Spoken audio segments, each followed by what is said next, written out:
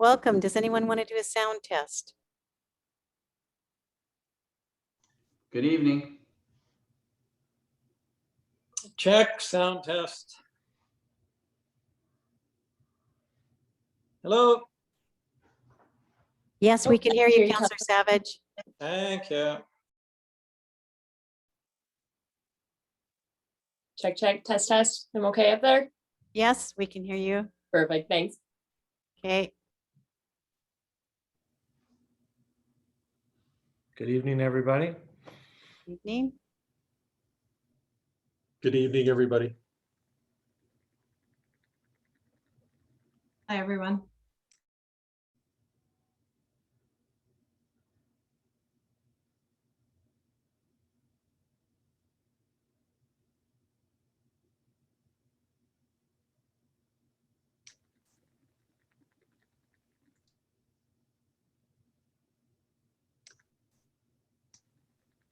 Councillor Proctor, I hardly recognized you. Good evening. That's because I've become so relaxed since I retired. I know I look 10 years younger, right? Everybody who retires looks 10 years younger. I highly recommend it.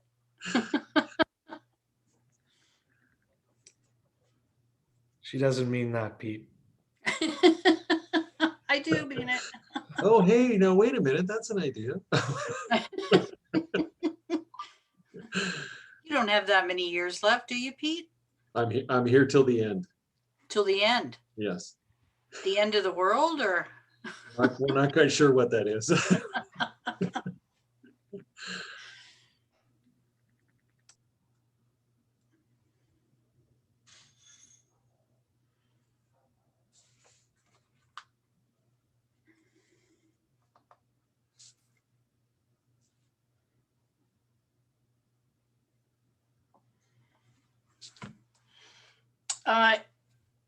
If you can hear me, Nelda, somebody needs to send an invite to Councillor Gesselbrock. He can't find his Yes, she invite. just did. She Great. just sent it. Thank you.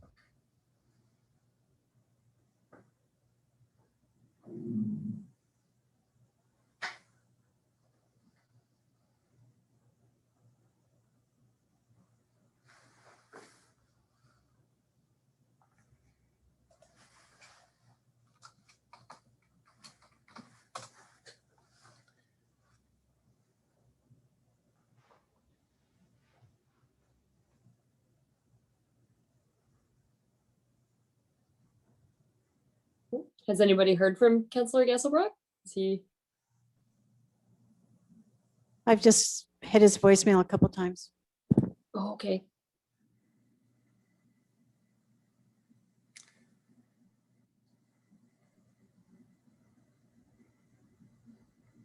Through to Charlene, how long is your presentation, just out of curiosity? You know, really, they just bring me along to speak Hulkaminum. So I'd Okay. actually have to ask Mark and Pete. Sure. About how long? Yeah, we could keep it to probably 10 to 12 minutes and leave time for questions. We can go a little Okay. bit slower, we can go a little bit faster. Sure. The only reason I ask is just as per our procedural bylaw, it's 5 minutes for delegation, but I'll just get unanimous consent of council if they so desire, and we'll just extend the time to accommodate the presentation. Thanks. Great. Council- Thank you. If I could just interrupt for a minute, Councillor Gesselbrock still doesn't have his invite.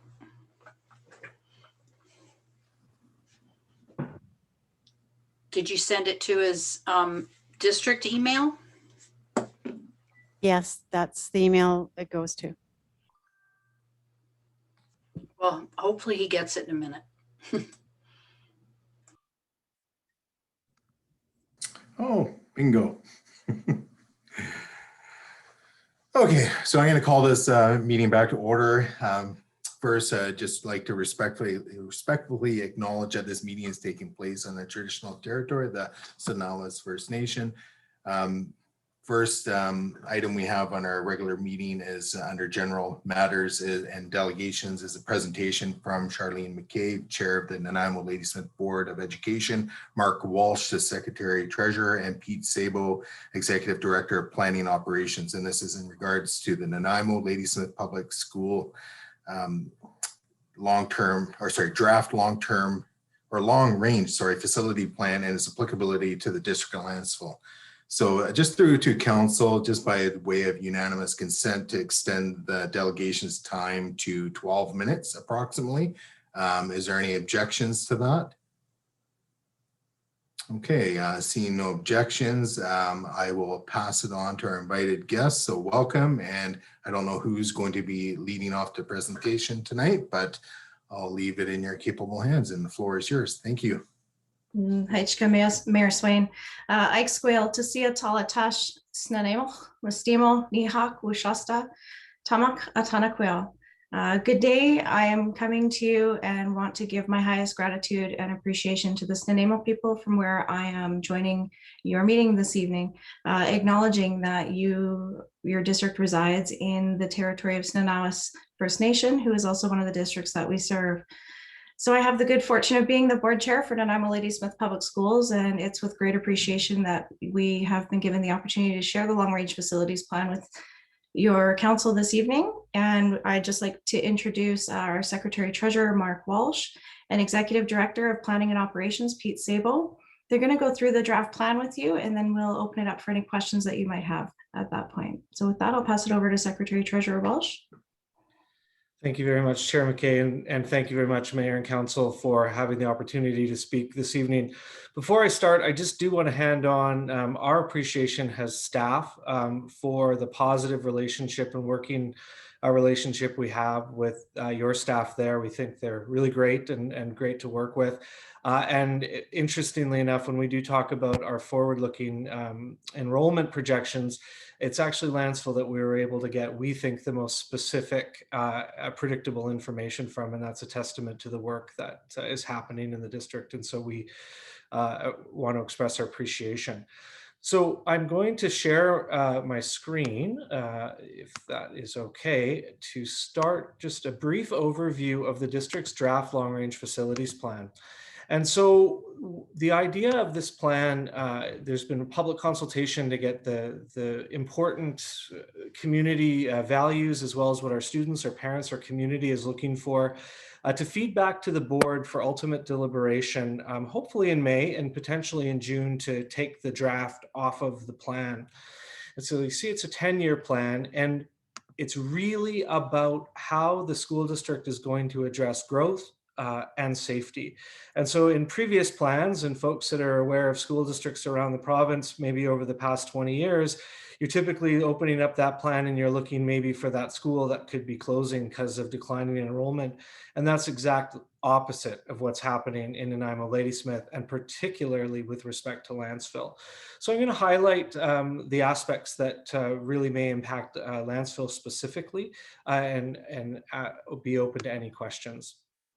So the plan, and if you have any interest, please have a look. We've tried to keep it very high level, but have links to all the information that you might require to really dig deep, to come away with the state of our school district, our facilities, our capacity, our needs, and where we might be going.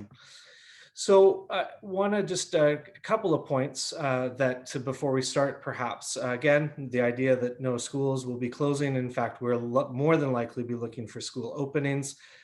We may well have to look at some boundary changes and likely or unlikely to impact Seaview. But when I show the Dover Bay projections, that might be something that we need to contemplate with respect to Dover Bay. And so, again, some background on how we got here and some of the inputs that we had. Something that you may well be interested in as governors in the municipal world is this consultant that we engaged to do our enrollment projections has laid over Lanceville's future growth projections, applied a formula to determine what type of housing type will produce how many students. So for instance, a single family dwelling built today is going to produce less students than a single family dwelling with a suite built today. Older housing is going to support more students, etc. And they took that formula applied to individual area and regional growth patterns to come up with our enrollment projections. So long report, I won't go into it, but certainly worth it if you're interested in what those demographics might look like for Lanceville. The most important slide, I think, really for our district generally, but certainly for Lanceville, and really this was a big surprise to us, is just how much growth we're seeing. And so if you think about Lanceville, Pleasant Valley, Dover, Seaview are the predominant schools that serve Lanceville. And when you look at Seaview, it's one of our few schools that has a little bit of capacity available in it. And by 2031, we're predicting, and again, this is based off of the boundary of the school itself. So everything, I guess you would say, south of the Parkway is not going to be part of that Lanceville catchment, part of Pleasant Valley. And so Seaview is looking to get slightly over capacity, but you really start to feel where the district's going to be focusing when you look at Pleasant Valley, which is suggesting it's going to go to 81% over capacity. And a lot of that is growth associated with Lanceville. And then when you look up at Dover, it's suggesting Dover could be going as high as 84% over capacity, which would have 2,260 students, which is not likely a scenario that the district is going to allow to happen. But the question is going to be, how do we solve that particular issue? Is it expansions? Is it changes to catchments? Is it new schools, etc.? So for Lanceville, you'll see our seismic mitigation. So unfortunately, changes to the seismic standards across British Columbia in 2015 went from making our school district relatively low on the seismic risk scale to having nearly all of our schools with high risk parcels. And so Seaview is on this list. As you're probably aware, Pleasant Valley is getting upgraded next year with those students being bused to Rutherford Elementary. And Dover Bay, thankfully, is a school that won't actually require seismic. And so just these are background facts if you have any interest in them. So we do have a number of recommendations, and I'm going to just again touch on them fairly briefly, but a couple that may well impact and that we'll want to have further discussions with Lanceville. One is, how are we going to deal with our capacity issues? And so is Pleasant Valley, does that mean a new school we're going to be looking for? And if we are going to be looking for a new school, how are we going to get the land? Is it a school site acquisition charge, which we're exploring with our various regional districts and municipalities? So every time development happens, some money gets put in a pot to purchase school lands. Is there Crown grant land available that we would look at? And then, of course, those monies don't get used on the build of the facility. That's completely funded by the Ministry of Education. So a number of catchments I noted. And then one that may be interesting to the municipality is what there's a suggestion to perhaps look, if we're seismically upgrading a facility, is there another amenity that can be built alongside that seismic upgrade? So when the Ministry of Education gives us money to upgrade a school, they only give us money to do that. So if one half of the school is seismic risk and one half is not, we don't even get to paint the entire school with that money. Now, of course, we find our own resources to do that, but is there partners that we can bring on hand? Housing, for as example, to try to bring more dollars to a project. So it's just something to consider. Another important one, I think, particularly given the majority of our schools are in the city of Nanaimo, is that it's important to us that every jurisdiction is represented in our capital plan. So when the board sends the capital plan in June to the Ministry of Education, we would be expecting to see all of our regions represented with some form of need associated with the students in that region. And then we're going towards an electric bus system. So we're bringing 2 online here very, very soon. And I'm not quite certain that Lanceville's going to have that bus be running through it. It may well. I'll have Mr. Sabo comment on that in a moment.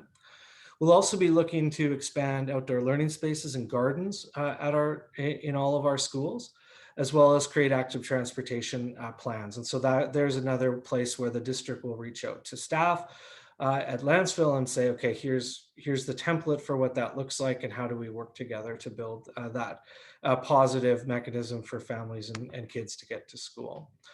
Recommendation 22, I think, is the one that's got really great opportunities, particularly if we end up needing to look at a school in the area. So when we build a new school or across the province, not just our district, the Ministry of Education will fund a certain percentage of the cost of the build for infrastructure. It's called neighborhood learning centers. So in some districts, it's childcare. In some districts, it's language learning centers.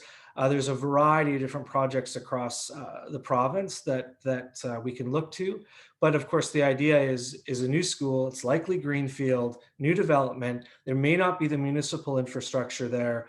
How does the Ministry of Education give money to the project really to support? And likely our municipalities would be our partners in that. And so there's a potential opportunity there. Also looking for partnerships with our various land-based and community-based First Nations, and have just started our conversations with what we might be able to do with Stanawas. And certainly we have some very active projects on the go with Snuneymuxw. We all are also committed, and the board has put millions of dollars in the last number of years to making sure there's accessibility to technology in all of our schools. And so, for instance, the students at Dover have just seen it. So for many years, if you've ever had a student at Dover, you've probably heard about how bad access to technology is. I think we've just flipped the switch a month ago or so, and so there should be a little bit less concern, but it's certainly a positive modernization step that the board is funding. And then the two others that I think that are important is, one, the idea that for many, many years, the school district has been declining in enrollment. And so we haven't taken an active role either at the political level or the staff level to try to influence what development might look like. And so given the fact that we're at capacity issues in a number of places, we want to set a policy that says, yes, okay, staff and then trustees are going to play a more active role in comment on, that big development. Yes, we can support that or you know what, we're going to build a school here, or we looks like declining enrollment, this would be a perfect place for development if you're considering it, council. Alternatively, we can't support those students in a meaningful way in the short period of time, and we just want to let you know about that. And then finally, one that I think I really hope is going to function well if the board passes it, is the Long Range Facilities Plan Committee. And so the idea is to create an accountability mechanism for this plan, but also to be able to go back to this committee when individual projects are up. So for instance, we have an issue at Pleasant Valley with capacity. How are we going to deal with it? And then, of course, that would stream down to the local communities most impacted to talk about what that could be. Could that be an expansion? Does a new school make more sense? What are the possibilities? And so real opportunity to have proactive planning and prevent, and again, the staff in Surrey and the staff in Souk are really top notch.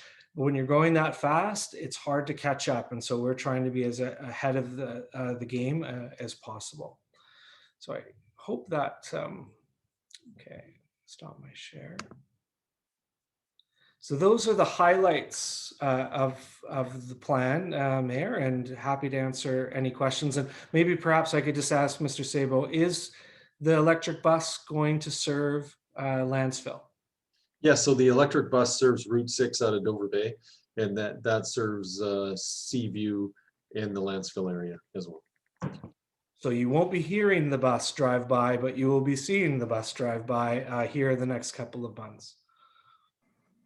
Excellent. Thank you for your presentation. So through to council, questions for the delegation. Okay, Councillor Gusselbrock, go ahead. Oh, you're on mute still, Councillor Gusselbrock. There we go. Thank you very much for the presentation. I know at some point in Nanaimo, and I don't know whether it was a school was being built or one was being, something happened, but two different schools used the same physical building. They had classes from 8 o'clock to 12:30, and then the second cohort came in at 1 to 6. It seems a shame that we have all these wonderful buildings, but they sit empty for most of the day. Is there any thought to having double sessions or having a different school use the same building, whether that's half the day, the other half of the day, the different next cohort comes in, or even evening, because it's sitting empty? That's my question. Sure. Through you, Mayor. So I would say that no, that's not something that we would be actively looking at. In one circumstance at Woodlands next year, we do have an elementary school that's moving out for a seismic upgrade. It's going to share a space with learning alternatives, but it's sharing at the same time. So typically, given the kind of intimate cultures and all the extracurricular activities and the time that the school is actually alive and functioning in a day, that dual model cohort is typically avoided in the system. And I think I've heard of it some places where, growth is just outstrip the infrastructure of a school district so much, but that would not be something that I've heard of a school district planning to do on an ongoing basis. And certainly not something that we've contemplated in Nanaimo Ladysmith. Okay. Further questions from council? Okay, Councillor Proctor. I really wanted to thank you for taking the time and bringing this presentation to us. I really enjoyed your opening, Charlene McKay. That was beautiful. I wish I could speak Hulkaminam like that. I hardly speak English some days, so it's problematic for me. I need to tell you, a lot of concern in Lansville that Seaview is going to be bursting at the seams. So I was surprised that it was just 10 years from now, you're projecting it'll be at capacity. Can you speak to that? The surety you have of those figures, or? Sure. Through you, Mayor. So as I noted, that much of Lanceville is in the Pleasant Valley catchment. And so I think what those numbers are showing is that much of the growth, and so again, and the growth numbers are based off of what we understand that Lanceville is projecting. So the based off of the municipal anticipated growth. And so I think what's happened is that the growth that we see that's going to be enormous is in the Pleasant Valley catchment. And so if we, of course, Pleasant Valley is in Nanaimo, but much of the catchment for it is in Lanceville, and that's where the growth is. So I anticipate that would explain the discrepancy of that kind of small growth associated with Seaview, because it's all north of the highway. Okay. It's still growth though. There's no doubt. And so I guess it's too early for you to discuss if you're considering building on to Pleasant Valley or building a second elementary school or. Sure, through you, Mayor. So I would say that it's never too early to start having those discussions, but if Pleasant Valley's numbers are actually correct, like they bear out and people continue to move to Nanaimo, like Nanaimo and Lanceville, and are the two kind of main growth areas, in fact, in our projections, that we're going to have to come up with a solution. And 4 additional classrooms at Pleasant Valley is not going to cut it for very long. And so realistically, the new school discussion is one that can start. I don't think it's like a desperate need, but I certainly could see it happening. I think so too, because a population of 650 would be a mega elementary school compared to anything we have right now. Am I correct? Yeah, absolutely it would. Yeah. Thank you. If I could add, Mayor, if it pleases you, just to share that this plan is written and designed for ongoing consultation as well. It's so flexible that allows us to really have those conversations together and talk about what's happening in your community and how, we can help support those schools remaining, we've heard it many times, but the hub of the community. So much happens in our schools that are a big part of the community. And so the plan allows us to make sure that we're flexible and open to those conversations, which the board is certainly open to doing and having. So thank you for that question. Thanks. Through to Councillor Wilson. And I have some more if you. Oh, did you have an additional follow-up, Councillor Proctor? Go ahead. Question. I'm sorry. The explosive growth at the Dover catchment area is going to be a concern to people in Lanceville. My son graduated in 2003. There were 1,800 students, I think. I don't know. It was the longest grad ceremony on the face of the earth. And I can't imagine there being over 2,000 in that building. It was it was bursting at the seams at 1,800. So is the district considering a second high school? Like maybe we could try Oliver Woods again? I don't know. Through you, Mayor. So at this point, I don't think that we're actively considering necessarily a second high school.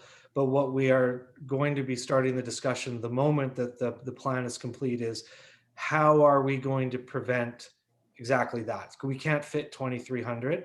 And, under not recent anymore, but changes to class size and composition requirements in schools have made high schools even harder to accommodate students. Right. And so 23 is not going to work. Frankly, 18, under the language that we have wouldn't work either. So we are on the verge. We're hoping to find out very soon that we'll get a small expansion to Dover, but the long-term solution isn't 2,200 kids at Dover. It's going to be, maybe multiple expansions, a bit more at Dover, a bit more at Wellington, change catchments. Maybe it's a new high school. Those are this plan is to kind of tell the community that we know what's coming and we're planning to deal with it, but don't want to, it's staff and the trustees today are not going to come up with solutions to all of our problems now. It's, as Right. Sarah mentioned, it's going to be those discussions. Thank you. It's a multifaceted issue. I appreciate that. And I appreciate all the work that you do to accommodate our students. Thank you for that. Okay, Councillor Wilson. Yeah, just out of curiosity, I bit naive on my end, but I always thought that Seaview is all Lanceville, but I guess, like you said, some of the catchment is for Pleasant Valley is in Lanceville. Where does that stop? What's the border? Mr. Sabo can correct me if I'm incorrect through you, Mayor. It is the highway. Is it not? The highway, but like as far as how north does it go into Lanceville for the border for Pleasant? I'll comment on that because I'm somewhat familiar with that. It's basically Alds Road and Blackjack Clark. All that area is basically Pleasant Valley catchment. And and that's one of the comments I was going to make, is a lot of residents in Lanceville are under that assumption that all Lanceville residents go to Seaview, but that's not the case. So if you reside in the Blackjack Clark area, you'd be going to Pleasant Valley, and the same thing, all the way through to Alds. So sorry to jump on Mr. Sabo's territory there, but I've had residents ask in the past, and just thought I'd give that clarity. I can share a small map to give people an idea of where the catchment is, if it's okay. Sure, yeah.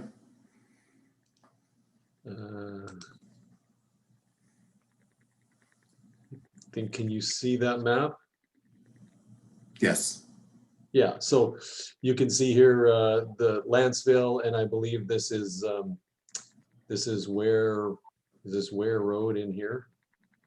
And you can see the catchment between Seaview in this area and Pleasant Valley. And it does come along the highway as well, as Mr. Walsh has indicated.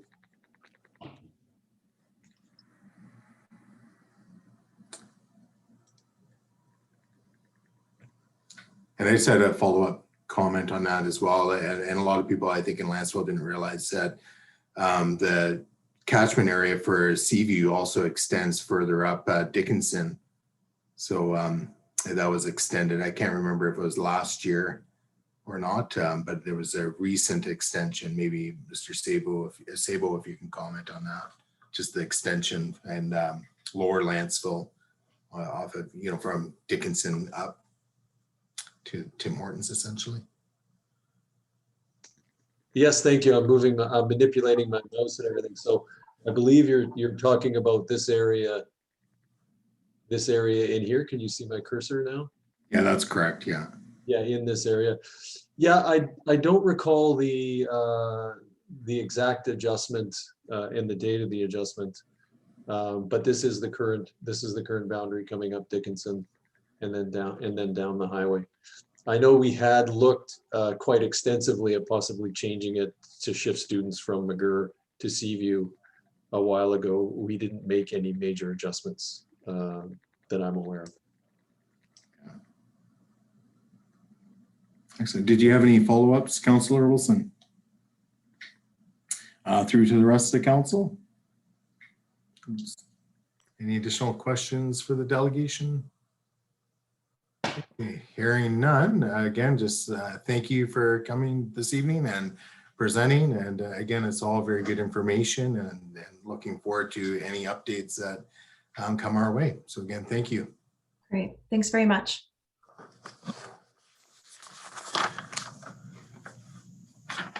Okay, so that takes us on to item 7A of our agenda. So this is the 7, the consent agenda. So that the recommendations listed for 7A, B, and C in the consent agenda be approved. So are there any items being requesting to be removed? Okay, hearing none, I will, so I've made the motion, just need a seconder to the consent agenda. So Councillor Savage, going to call the question. All those in favor? Opposed? So it's carried unanimously. Okay, so that takes us on to public input period. So through to staff, are there any members of the public wishing to speak this evening?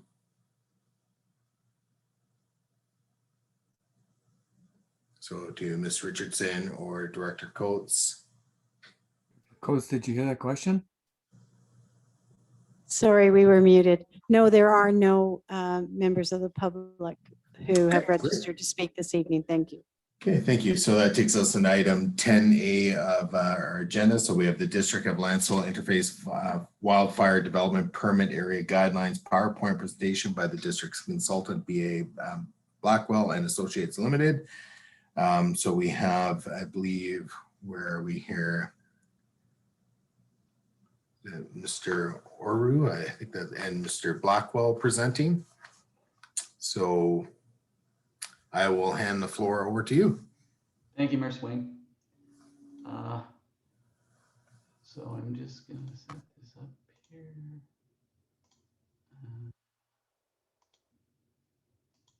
Now I hope you can see the full screen now. I've spoken to you before, Council.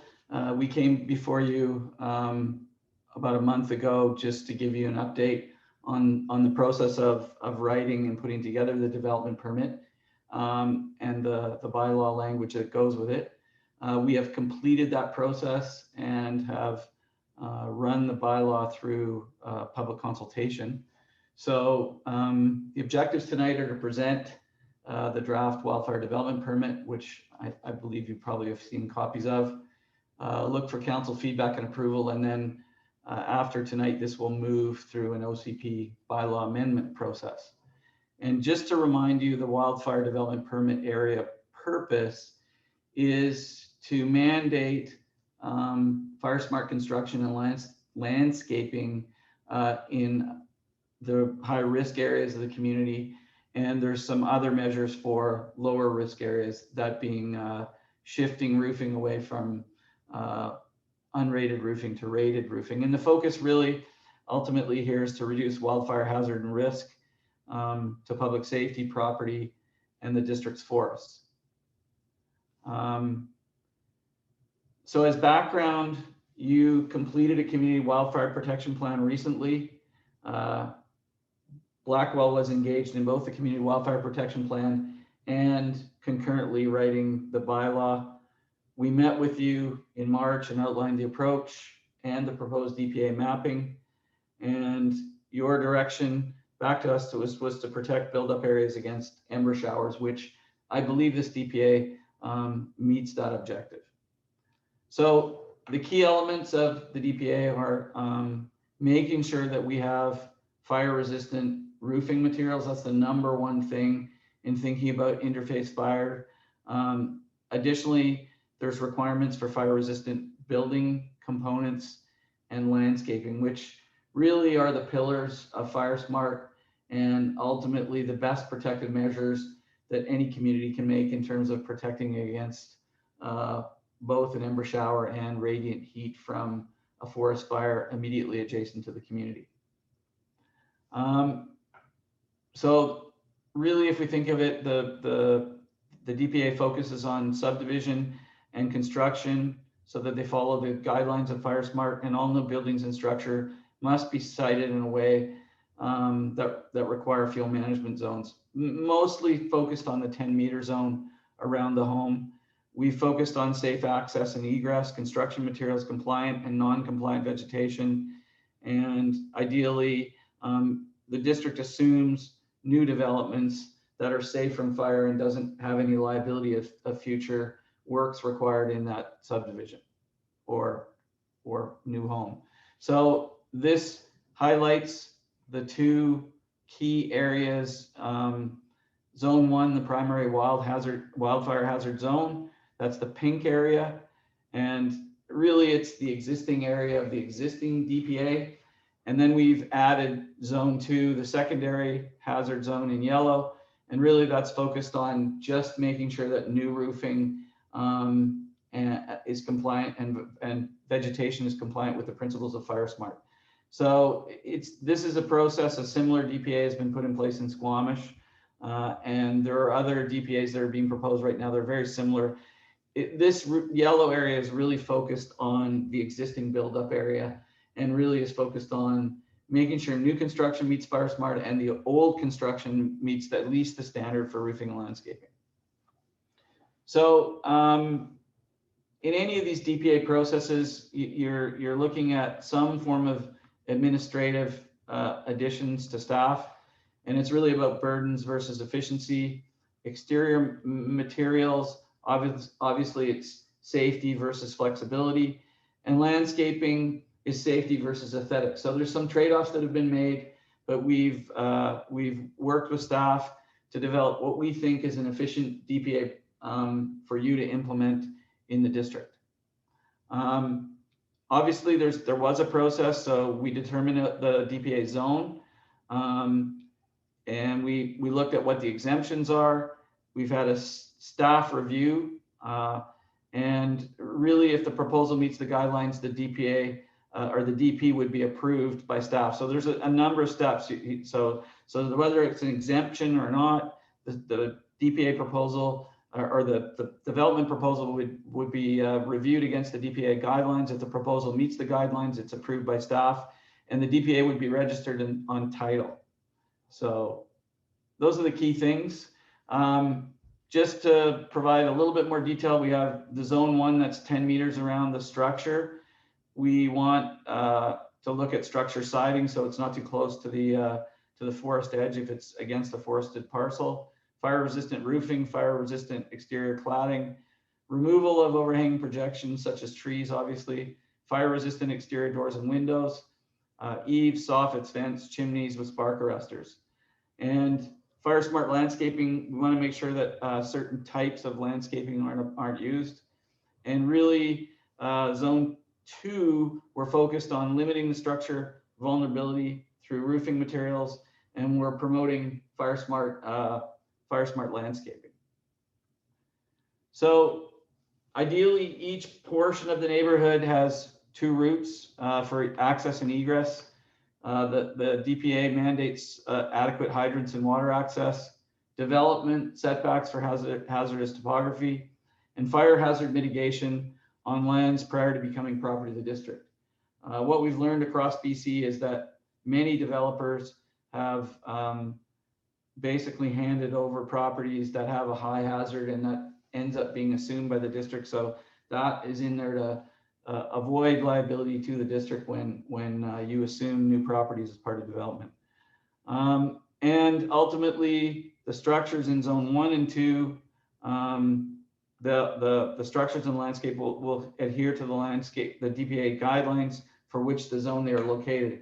And I think, what we've learned over the last 2 decades is that when the structures aren't hardened off, when there's vulnerable landscaping, we end up with fire scenarios that you've seen throughout British Columbia, in Oregon, Washington, and California last year, and Australia. So really what we're trying to do in this process is harden off the structures and prevent spread structure to structure from an ember shower or multiple structures catching on fire at the same time.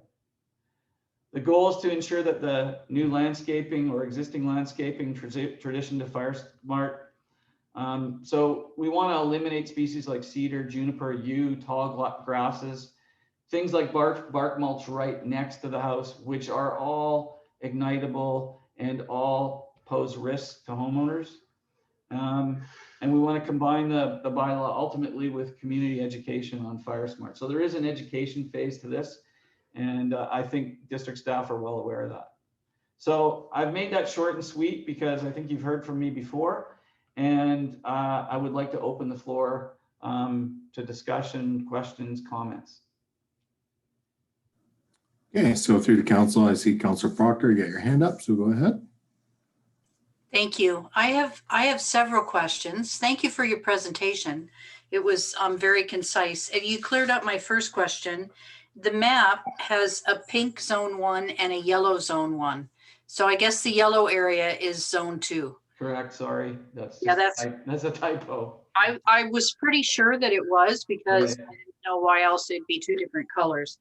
So if I'm to build a new house within the zone 2, that's the existing part of Lantzville, do I have to meet the regulations for zone 1 or just the regulations for zone 2? Zone 2. So you need rated roofing and you need landscaping. Oh, okay. So because in my neighborhood, most of the houses have some exterior wood on them. Right. You don't have the exterior siding and those kind of things. Ideally, we can't force rebuilds. we can only try to promote, and the roofing is the biggest thing. Ultimately, if embers land on a vulnerable roof, they'll start the house on fire. That's not always the case on siding. It depends on which way the wind's blowing, et cetera, but it gives the fire department a much better chance of saving that house in an ember shower if that roofing is rated, I want to say Class A and Class B. So if I was to redo my roof Yeah. and I'm in zone 2, the older area of Lanceville, Yeah. who is going to oversee if I put the Class A or Class B materials on the roof? How would the district The district's working out that process, but ultimately that would go to the development department. And I'm wondering if I have, the footprint of my house is about 2,000 square feet. What's the difference in price to be able to upgrade to a Class A or B roofing? Do you have any idea? So surprisingly, the good news is the price goes down. Really? A wood roof, a cedar shake roof or wood roofing is very expensive and sometimes cost multiple thousands when you compare Duroid or slate or other types of roofing. So generally speaking, the roofing cost for residents, the re-roofing cost would go down. So it like standard asphalt shingles or Class A or B? Correct. Oh, Correct. well, that's the good news in this change. We're not adding cost to changes we're just really, this forces what should be public education. yes. And that public education part, I think, is a big component. I think a lot of people have in Lanceville, a lot of people have cedar hedges that run the length of their property. And I'm thinking that what I've heard you say is that the laurel hedge won't catch on fire as fast as the cedar hedge. Is that correct? Exactly. So a laurel hedge per se has high foliar moisture content. It's not going to burn. Whereas the cedar, juniper is like a bomb going off. And I could show you pictures as scare tactics, but I don't need to do that. No, we're all scared enough. Yeah. So we won't go there, but certainly if I showed you some pictures of both cedar and or juniper burning, it sends a pretty clear message. It's a good education tool for people that are doubters, but certainly we have lots of examples of that vegetation causing lots of problems for fire departments. So I have one final question. I've had some residents, conversations with different residents, and they feel that our area isn't as much of a fire hazard as, say, the middle of the Okanagan or Southern California. But I was thinking that if the forests up on the hill lit on fire and they get going, they would be much hotter than some of the, isn't there more biomass in our forests? And if they really get going, they can get super hot. And so that's a very good interpretation. Typically coastal forests have much more biomass. And interestingly enough, the forests in your part of the world have a significant component of Douglas fir. And when we talk about spotting, Douglas fir is the highest spotting species amongst conifers in BC. In other words, it creates the most embers, and those embers have the ability to travel long distances. So we worry a lot about Douglas fir. The other thing is that cedar is exceptionally flammable and will be heavily consumed in a large fire. You won't have much of it left. It's all again contributing, that biomass is going up in the smoke column. Depending on winds, it can move different distances. And we're generally working on a 2-kilometer distance. And is it true that the hotter the fire it is, the more difficult it is to contain it? That's true, isn't it? Yeah, so we measure fires in what we call head fire intensity, which is kilowatts per meter. A fire that is about 4,500 kilowatts per meter generally is a ground fire that the fire service has a good chance of putting out. As soon as it goes into the crown, it's moving to 10,000 kilowatts per meter and upwards of 150 to 180,000 kilowatts per meter. So you can see the growth in fire intensity as it moves into the crown. And generally we're looking at areas of 20 hectares or more. You need that sort of threshold of area before you're going to get the really intense fires. Interesting. Well, Sorry. Thank you for your answers. And Someone is controlling my music in another part of the house. Oh, this is the problem with home office. I apologize. It's Okay, okay. so I have, I'm just going to go to Director Young quickly. I see that your hand is up, and then I have Councillor Gusselbreck and then Councillor Wilson. Yeah, Mr. Mayor, I just wanted to respond to Councillor Proctor's question about the review process associated with, roof replacement. So roof replacement is not something that would actually trigger a building permit. And because it doesn't trigger a building permit, it's not something that we can, it wouldn't trigger the requirement for a development permit. So those requirements wouldn't kick in. It's only if it's a new build or a more significant addition, you get a building permit for that, and we'd make sure that that complies with the development permit area guidelines.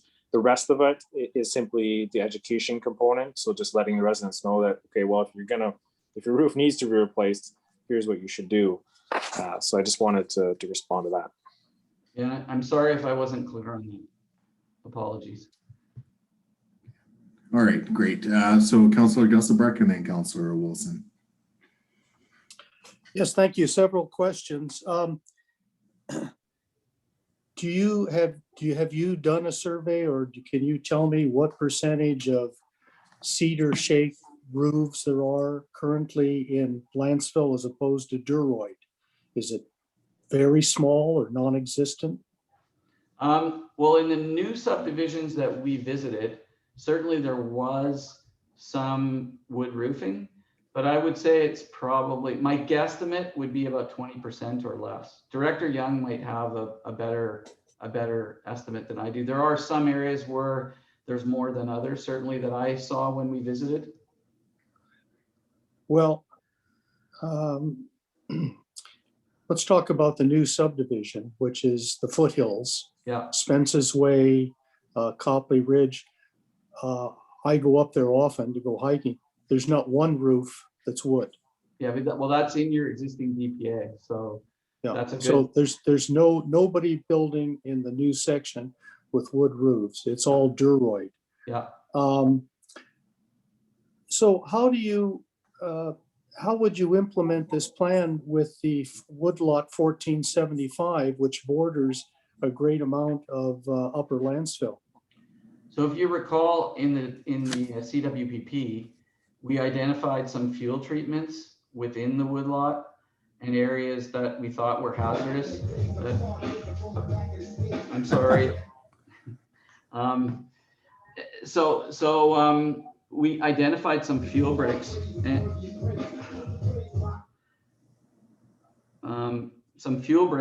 that were right up against the woodlot, with the idea of protecting the community from fire from coming out of the woodlot into the community.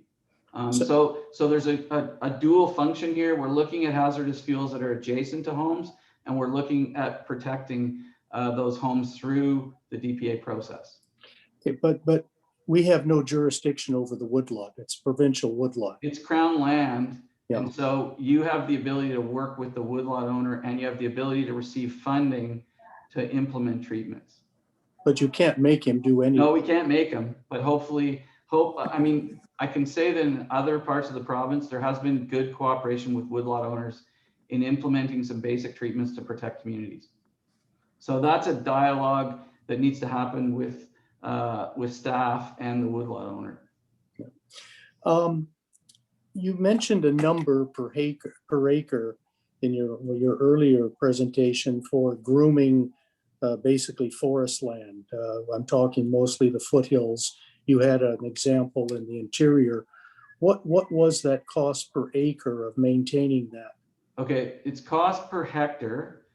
Generally speaking, we're talking somewhere around, if we're talking about fuel treatments and implementing the fuel treatment the first time in second growth forests, we're looking at somewhere between $8,000 and $11,000 per hectare for the first time entry. Once that first time entry is made, you're probably on a maintenance schedule of between 15 and 25 years, depending on how productive the site is. But that second entry is a lot cheaper if it's done early enough. And those would be hundreds per hectare rather than thousands per hectare. You've got to do that first entry to remove the biomass. And who's responsible for that cost? Well, ultimately, right now, it's being funded by the province through the UBCM CRY program. So they'll allocate up to $50,000 for your community per year to start progressing to do this work. So we identified everything in priorities. So it might take you several years to do all the treatments. So as long as the program's in place, you have the ability to access funds on an annual basis to do this work. So currently, there's a proposal that the foothills provide 1,200 acres, I believe, 485 hectares. So we're into the next century doing that through a provincial program. That's why if you're receiving or lands are being assumed by the district, that the developer of that parcel assumes some responsibility for that first treatment. And have you had conversations with developers, getting them to agree to do that? Well, certainly I can say that in communities like Kelowna and other parts of the interior, that practice is happening. They only assume parcels that have the hazard has been mitigated. And that's what we've identified as a key feature in the DPA. So you don't have forests that you're assuming that are gonna be a big burden to taxpayers to mitigate into the future. Okay, one problem I have with the proposal, obviously it's very well written, is what consultation has taken place with builders and developers in implementing this regime, which is quite a bit more prescriptive than our current DPA 7. And what consultation have you had with our public with regard to the same? Or is that all up to us? No, I might let Director Young speak because there has been a public consultation process.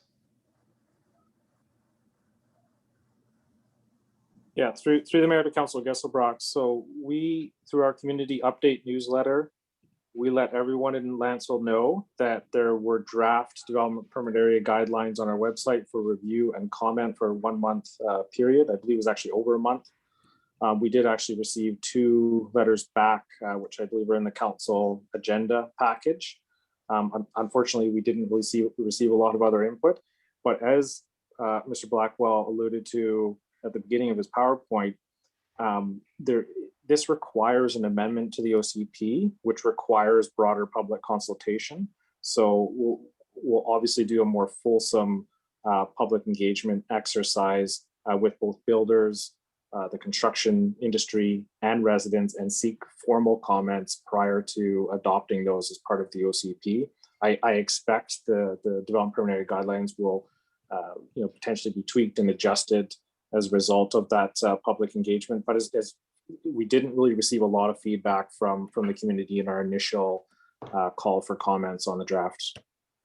Well, there's my concern that on many issues in this in Lanceville, there's usually a tidal wave of responses to development and other issues. So if you only receive 2 letters in response to what is, as I indicated before, a fairly prescriptive change in regime, that says to me that nobody's listening and that we really haven't had the appropriate, fulsome public consultation before we start taking these steps to implement this. My opinion, but only 2 letters, nobody's listening. Thank you. Mr. Mayor, Director Young here. Yes, go ahead. So I just wanted to reiterate in case I wasn't clear. We are required to do that fulsome engagement prior to implementation of the development preliminary guidelines, and we will do that. You'll see there's a council staff recommendation that we initiate the OCP amendment process. So prior to consideration of bylaw readings, we would do the district would do more consultation with the public and the builders. Okay, so I have Councillor Wilson next. And then Councillor Savage. No, I've answered the question in my own head, so I'm good. Okay, so Councillor Savage. Thank you. Question, please. With the development permit regulations kick in when you're doing an addition, does that apply to just the addition or to the entire house? So the addition would have to meet a significant threshold. Like, it's not just like a 1 bedroom or something like that. And generally the addition's large enough that it would apply to the whole house. So it has to be a significant rebuild. Yeah, I didn't understand that because the way it describes it in the regulations is not that. It describes it as just an addition, and I believe, what about a sun deck? Normally a sun deck would not be, it would be exempt from this process. But it would require a development permit. Correct. And Director Young's department would determine whether it was significant or not and require to meet the DPA. Right, so those that are big enough, I just found it odd that if, say, you have a cedar house, that you would have a totally different siding material and appearance on the addition. But what you're saying is that the entire house would have to be redone. If it meets the threshold of the DPA. And that means wood trim. That could mean the door, if it's got a hollow core wood door.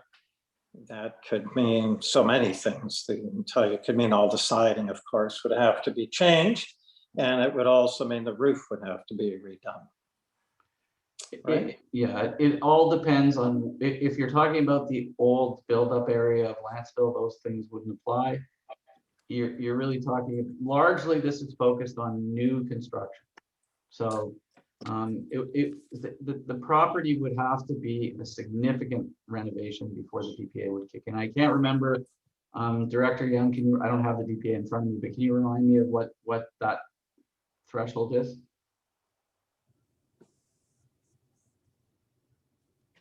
Yeah, I'll have to look at the guidelines in more detail so we can provide that. But just to quickly to respond to Councillor Savage's, through the mayor, to Councillor Savage's question about the deck. So a deck is not something that requires a building permit in Lanceville, so it would not trigger the development permit area guidelines.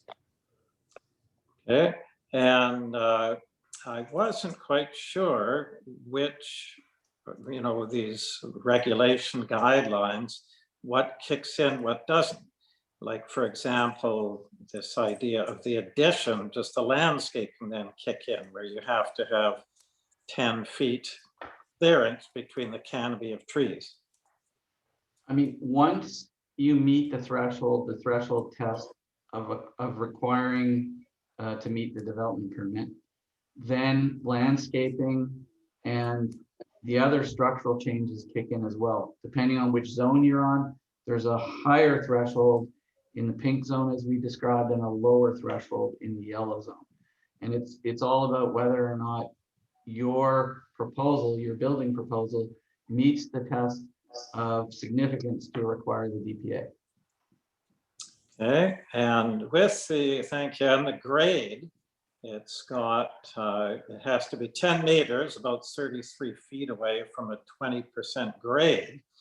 So it's just, I find some of these are just onerous. I would prefer to see them go the education route, but is there a reason for that? I mean, picture of property. Yes, there's good science that shows that radiant heat from the forest fire needs a 10 meter, 33 foot zone to dissipate enough that it won't start the structure on fire. So there's been lots of science around materials catching on fire, and that distance is standard across North America. But what if it's a 10% or a 20% grade that's just... Yeah, I mean, the grade actually makes the problem worse because it brings the flames down to the ground closer and closer to the structure. So the steeper the grade, the more important it is you need a setback from those steep slopes, because fire spreads faster going up slope. but how long would the slope have to be? Like 10-foot slope or? You would still use, you would calculate the horizontal slope distance as 10 meters. So you would do a calculation and you still want that horizontal slope distance. Yeah, no, but a 20% grade for how long? Like it's at a 10-foot length of 20% grade, or how long does it have to be before this would kick in? Well, if it will be dependent on the house, and it will be dependent on the vegetation and where the developer wants to site the house. So you can't really I can't really give you a general commentary on that unless I was to know where the house was sitting, where the slope was relative to the house, and then we'd have to calculate that distance. Right. And so mandating gutter guards, that would no longer allow hidden gutter. No, not if, well, generally speaking, you can have aluminum gutters, but we don't promote vinyl gutters in FireSmart, and we don't promote vinyl siding because vinyl siding melts. Yeah, no, but a hidden gutter meaning the asphalt roof comes right down and hides behind the fascia, the trough hides. Okay. Fascia. Yeah. Well, that's permitted? I believe it is, yes. Yep. I haven't seen anything to say it isn't. Right, okay. And the idea, when would this kick in? The idea of a wood pile being 100 feet from the house, you can picture on a small lot, the wood pile would be so far from your house that it would be right beside the neighbor's house or right near the road or on the road. So ideally you want hazardous material 10 meters from those, not 100 meters. Obviously, you don't want to move a bunch of hazardous material into the forest if the forest is at the edge. But it would be better to house that material in a separate structure that's not associated with the main structure. I don't think it's 100 meters in the guidance, it's 10 meters. Yeah, sorry, I thought it was 30 meters. And really we're thinking about propane tanks as well. So ideally you want to site them away from the house because propane tanks are like a bomb in a fire situation. I don't know if you saw, there was a condo fire here in Vancouver the other night, and the propane tanks were going off in the middle of the fire, and there was some good fireworks in that fire. So we don't want chemicals because we're worried about chemicals. Hazardous materials within the house or next to the house are no in these kind of circumstances. So we're trying to promote better storage of those hazardous materials. Yeah, thank you. My last point, if you could comment on this, it's just kind of two into one here. But the first is with new development, if they're having to have the tree canopies 10 feet space between them, things like this will just, and then to thin all the forest and so on, the answer will be just to clear cut the land before you develop. And there's a fellow on Colette Road that's a perfect example. He's leaving a lot of trees on his 4-lot subdivision. It's just beautiful. And those canopies touch and so on. But how would you answer that you're actually depleting our tree supply by, I think that's what it's going to encourage. So we're not saying absolutely no trees. You can have the odd tree in that 10-meter zone, and beyond that, but ideally it's a deciduous tree or a non-flammable tree, and ideally it's off the ground. But if people are developing that and they're leaving some of the native trees there, then I think that's a question for the development department to handle that. But I wouldn't want to see every tree clear cut as part of this. That's not the intent of the DPA. Yeah, thank you. Tied in with that, the second part of that is that we really have to balance different aspects of all of this. And one thing a forest does is, a full forest, is it mitigates flooding, it mitigates pollution, provides oxygen, and so on. And then all the dead wood and deadfall, that's actually fertilizer and homes for wildlife. So you have to imbalance environmental concerns with flooding mitigation and so on with the fire concerns, and not go too overboard on the just looking at the fire aspect. That's my concern. I do not disagree with that at all. But when we visited some of your neighborhoods within the existing DPA, I can say that most of the houses would not be safe from fire. They're building materials. The majority of them have sound building materials, but they're often sited very close to the interface. Yep. I think Councillor Gusselbrook, are you muted? Okay. Okay, thank you. I don't know whose noise that was, but I don't know if did you have your hand up, Councillor Wilson? I don't know if you had your hand. Okay. Are there any additional questions, comments from council? I had a similar, actually, comment to Councillor Savage, just with respect to that one neighborhood he referenced, or the subdivision on Colette, and how they have left trees and so on. But again, you know, I do share that concern that you don't want to have lots just being clear cut simply because, you know, to mitigate any of these fire risks.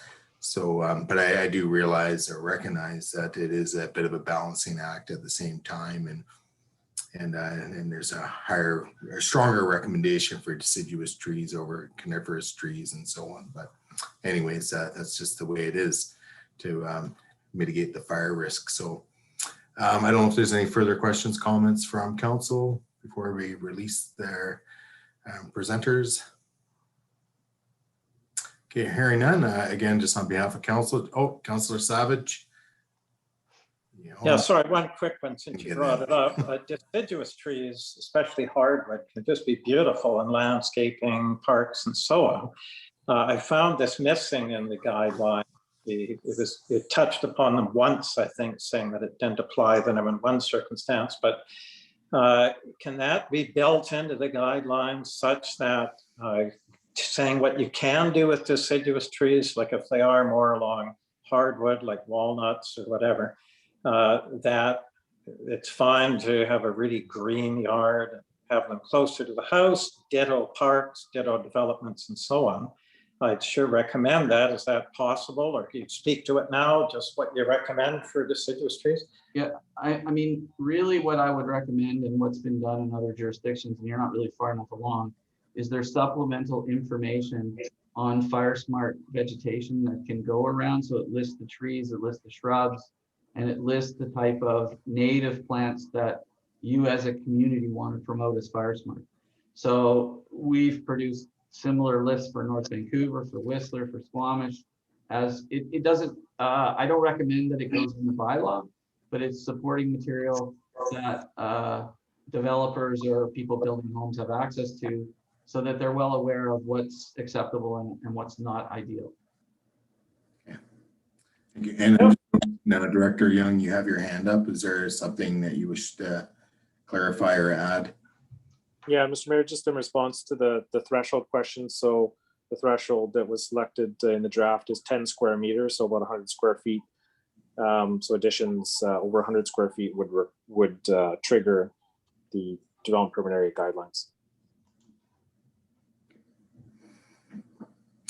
All right, hearing no other questions for the presenters, again, on behalf of council, just like to thank you for presenting and giving us the information, answering our questions this evening. So again, thank you. Thank you very much. So to council, we have a couple of recommendations listed on our agenda. Sorry, Councillor Gusselbrook, you have a question? Oh, I'd like to make a motion. Okay, so that's what I was getting to. So there's a couple of recommendations listed there, motions. So Councillor Gusselbrook, we'll take them separately. So through to Councillor Gusselbrook, if you'd like to make the first one. Well, my motion you may not get to the second one. So my motion is this, that the proposed District of Landsville Interface Wildfire Development Permit Area Guidelines be tabled until the first regular meeting of December 2021. By tabled, postponed.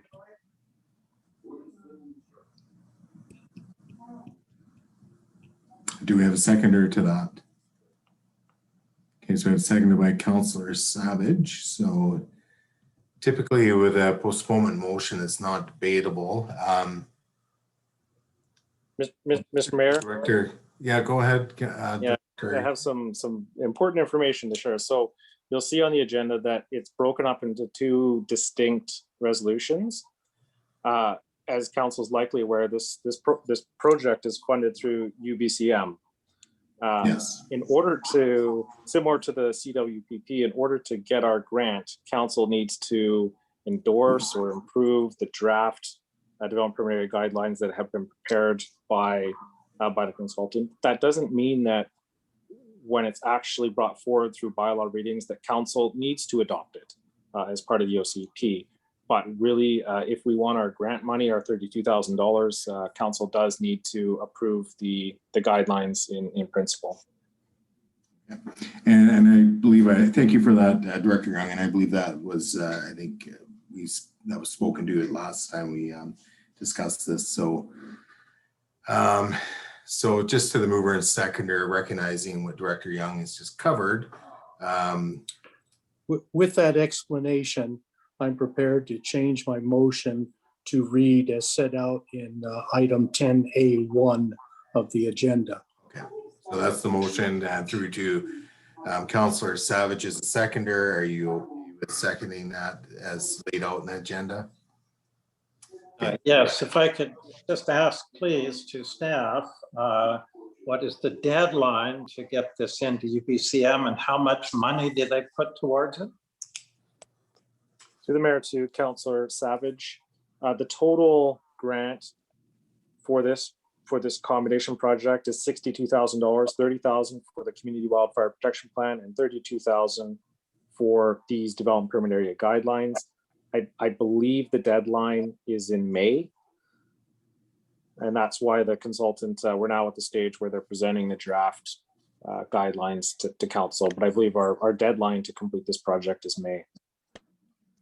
Yes, well, just for $62,000, I would rather get this right.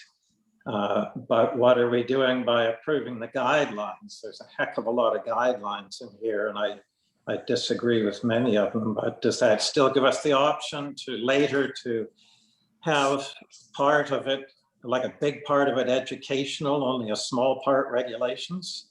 Yeah, through the mayor to Councillor Savage, absolutely. So BA Blackwell, the consultants are presenting you with their best advice on what would result in the greatest level of safety for our community from a wildfire protection point of view. Ultimately, when the guidelines are brought forward for formal bylaw readings, council doesn't need to adopt them at all. Or you might choose to adopt certain guidelines and not others, or change regulations. That's council's right to do that. Yeah, fair enough. Thank you. I'm fine with it then. And through to the mover, so Councillor Gesselbrock. Yes. I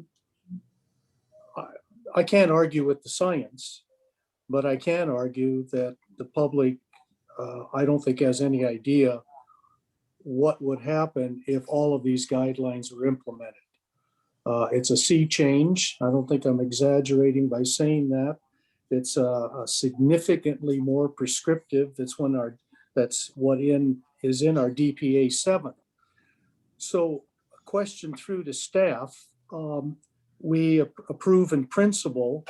I'm concerned about how much staff time is going to be expended working on this short of actually preparing OCP amendments.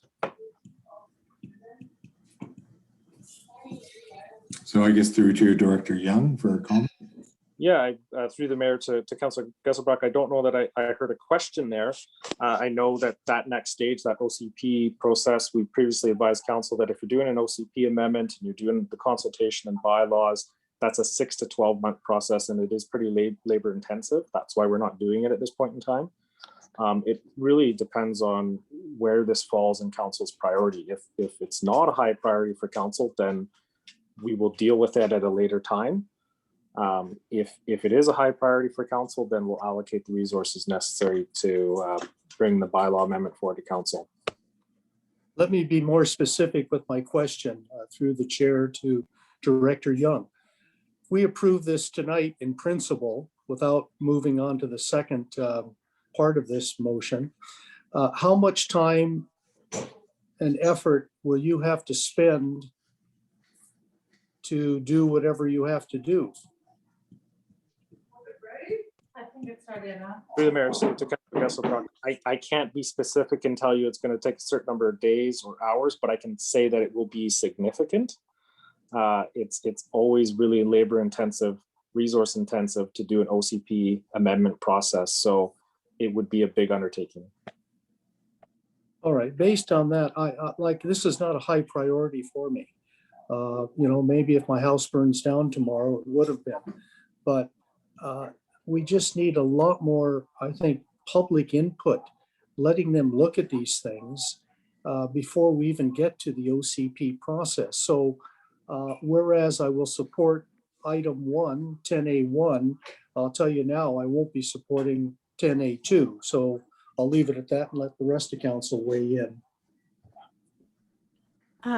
Staff here, sorry, I just wanted to clarify that the chair received unanimous consent to change the motion.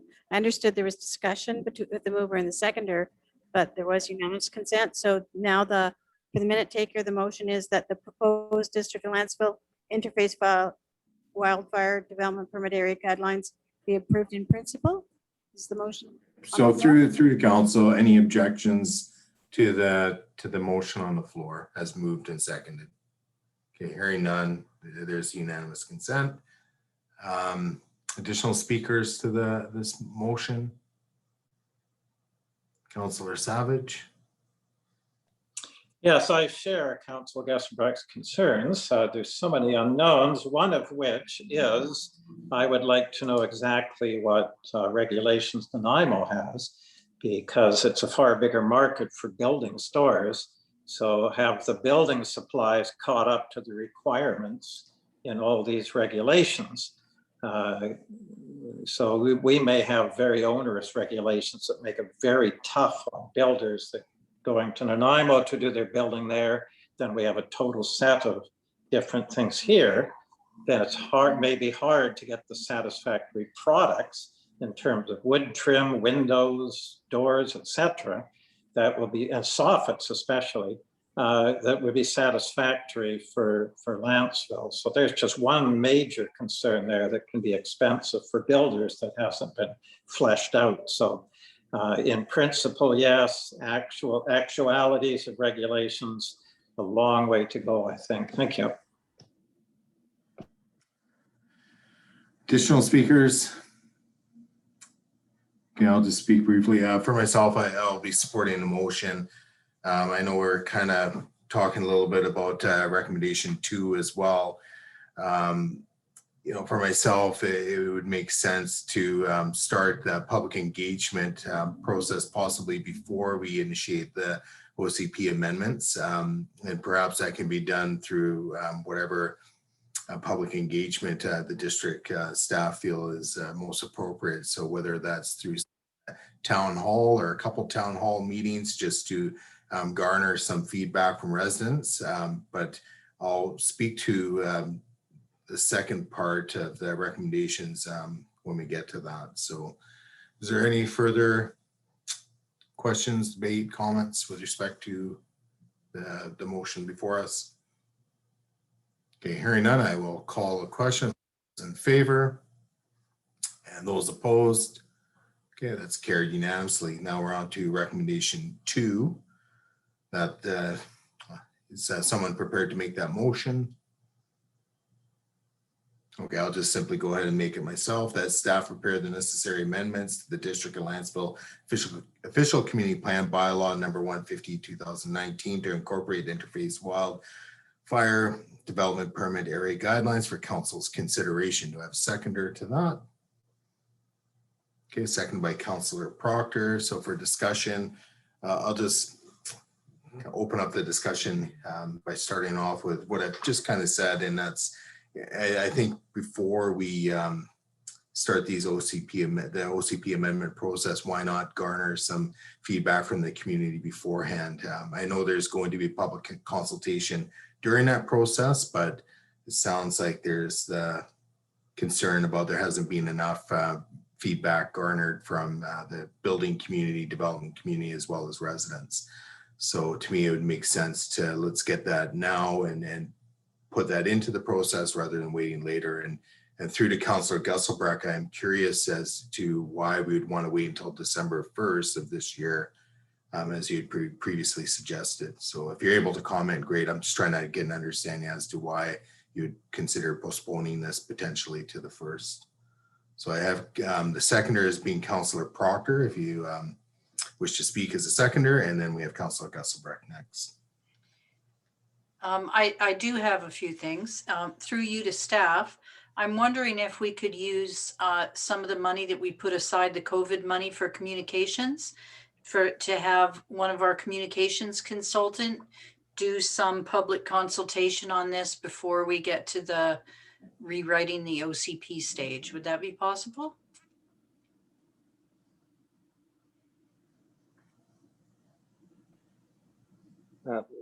Mr. Mayor, through you to Councillor Proctor, I'm not sure if Director Coates was planning on answering that, but what I can say is we have a public engagement budget. So we have money set aside to do public engagement for whatever we need to do. And due to COVID, we haven't been doing a lot of public engagement. So we don't need to use the COVID relief monies for that purpose. Oh, okay, that's good to know. Well, I think that I don't know if I was reading a report today that the COVID restrictions may not even change in the fall, according to some mathematical simulations done out of SFU, and I hope they're wrong. But anyway, it may be some time before we can have a town hall about this, but I agree with previous speakers. I think we need a little more public engagement before we invest in making an OCP amendment, because that is a big investment of staff time and money. And I would be interested to see what people, especially in the building community, think of these guidelines. Thank you. And just as a point of clarification, with respect to town hall, what I was referencing would be a virtual town hall, because again, I'd agree with Councillor Proctor. I don't think anything's going to be changing in the near future to do any kind of in-person town hall kind of meetings. So we kind of have to go with the tools we have available and so on. But through to Councillor Gusselbrecht and then Councillor Savage. No real reason why December, except to give time for public engagement. I'm not going to support this motion. I don't want to have to see Director Young pack up his wagon and start weighing in on this. I think he has more than enough to keep himself occupied here for the next 6 months. So I propose that we kill this motion and go on with public education. I agree with what the mayor said. So we have Councillor Savage. Thank you. Yeah, I'm not going to support this motion. I think the whole key is to find out what OCP amendment we might want before we just start doing all of them. Now this, just one example is, let's take a cedar house like my house. So what I'm hearing is I put on a 10 by 10 foot room added to the house. I have to replace all my siding, I have to replace my roof, and I have to address my acreage forest and thin out all the forest so the canopies don't touch. So just one example of, we've got to be careful not to be too onerous about this. So I think the right way to do it, and my recommendation was going to be, but I'll leave it for now, is just to go ahead with the roofing regulation and the chimney regulation and have everything else educational. And just to give you one example of that, when you get a development permit and your landscaping is just perfect, well, what about in 10 years? You can add all sorts of things and so on. Education will prevent that, to really educate people. No one wants to have a fire hazard in their yard. So that's sort of my perspective, is to really get a handle on exactly what new regulations we might want, because don't forget this applies to every property in Landsville. The entire Landsville now is in this development permit area. So Thank you. Councillor Wilson. If I could just get clarification to the director, that was not what I heard, and correct me if I'm wrong, but a 10 by 10 foot room addition. I thought the renovation had to be substantial, more substantial than that, like more than 50% of the home was renovated, was being like a 50% addition to the home. Am I correct in that, or am I wrong? Through the mayor to Councillor Wilson, what Mr. Blackwell said was that if an addition is substantial enough, it would mean that the rest of the building needs to be brought up to, best practices. To be honest, I actually don't share that view. My view is that the way the development permit area guidelines have to be interpreted is that they would only apply to the new structure that's authorized by that development permit. And so if there's a 10 by 10 addition, it's only that addition that would need to meet the new guidelines. You can't retroactively apply that to the rest of the building. It'd be unlawful to do so. Your worship, I think Director Young is correct in that. Okay, so are there any follow-ups, Councillor Wilson? No, based on that information, I look at this like it's good practice. It will happen in our time, or maybe not our time, but down the road, where we are going to be having a significant event in Lantzville, and anything that we can do to impose safe guidelines on especially new development, I think is a good idea. So I will be supporting this motion. So through to Councillor Gusselbrock, and then I'm going to add myself to the speakers list, and we'll go from there. I think getting water to all the various areas of Lantzville fire hydrants is probably a better idea, because water does put out fires. With respect to the consultants talking about canopies and the burnability, if you will, of our Douglas fir, I think we'll be leveling the Sebastian Park on Sebastian Road. That'll come down. Copley Park here in my backyard, all those trees will have to come down. And I suggest that the folks on Lorenzen Lane are going to be thinking they're at the Battle of the Somme. If they're taking down all of their trees, they may be able to plant blueberry. So I think people really need to get involved on this before we put these recommendations in. Yes, maybe sometime, but public education, consultation before we take another step. Thank you. Okay, so for myself, it's kind of one of these things, like we shouldn't have probably commenced the work in the first place if we weren't going to act on this in some capacity. So in that being said, I can support the motion. However, I think probably an amendment would be in order where none of this would take place until following public consultation. So I think we need to have an initial public consultation to really direct where are we going with the OCP amendments in the first place. So I'm just trying to figure out an appropriate amendment to this to the motion that's on the floor. Actually, if additional speakers, and then I'll come back and amend it. Any additional speakers to this? Okay, Councillor Savage.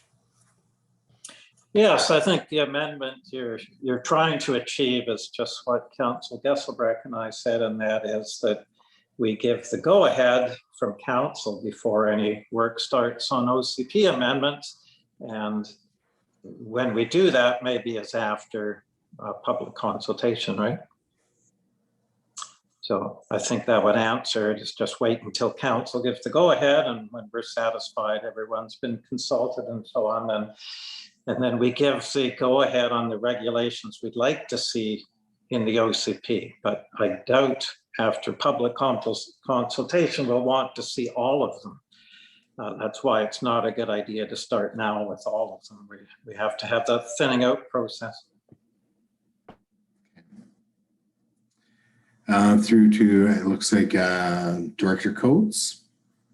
And then I just wanted to Councilor confirm Barty, that that wouldn't be an amendment to the motion, no, wouldn't.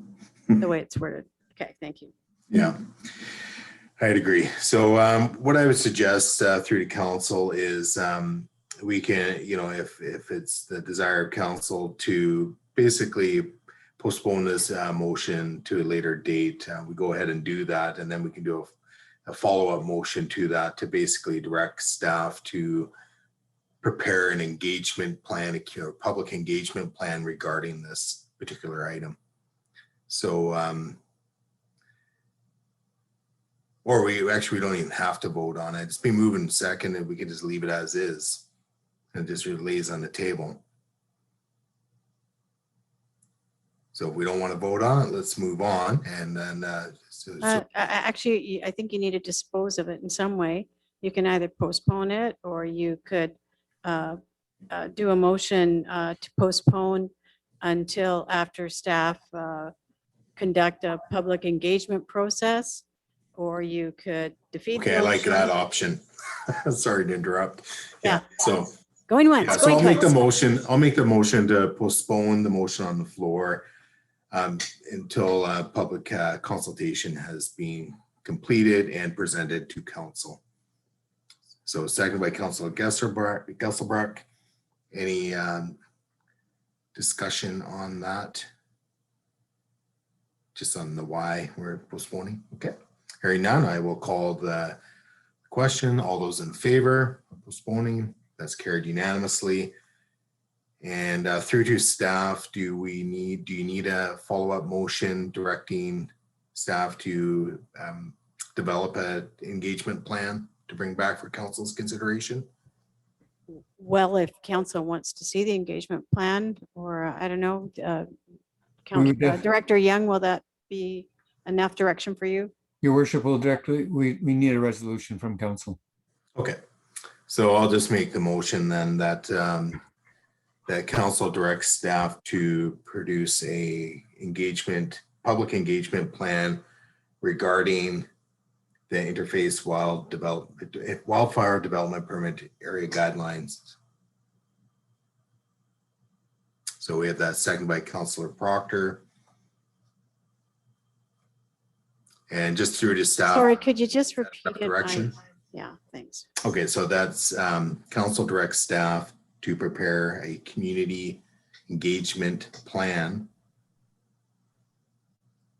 for the interface wildfire development permit area guidelines. And it really through to Director Young, is that enough direction? Yes. Okay, thank you. And any discussion, comments, debate from council on that? Okay, hearing none, I will call the question. All those in favor? Opposed? Okay, that's carried unanimously. Okay, thank you. That was a long one, but Councillor Gesselbrock, go ahead. Could we take that 5-minute break now? Just for clarity, was Councillor Wilson going to do his declaration before or after the break? I'll do it now. Okay, so so Councillor Wilson, you have to make your full declaration on what item, and so here, just 2 seconds. Let me move things forward in the agenda. So now we're on to item 10B of the agenda. This is the temporary use permit application for 7187 Lanceville Road. This is a motion that's already on the floor, and no mover or seconder is required. And this is in relation to the temporary use permit TUP 21-1 for 7187 Lanceville Road.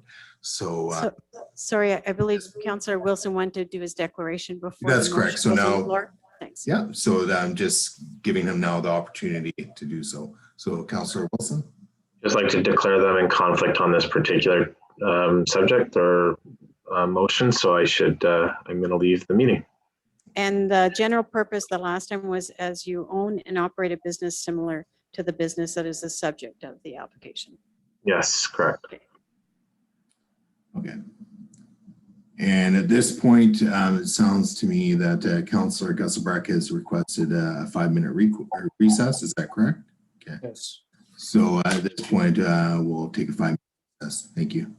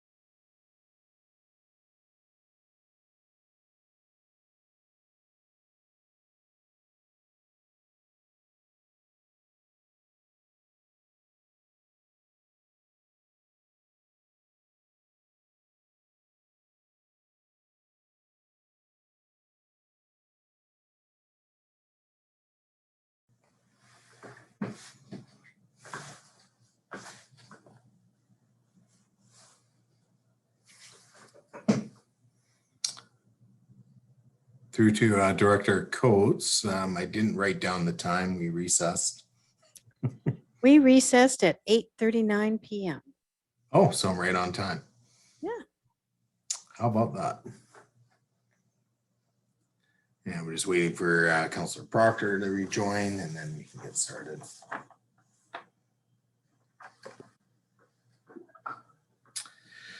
Okay, so just calling this meeting back to order.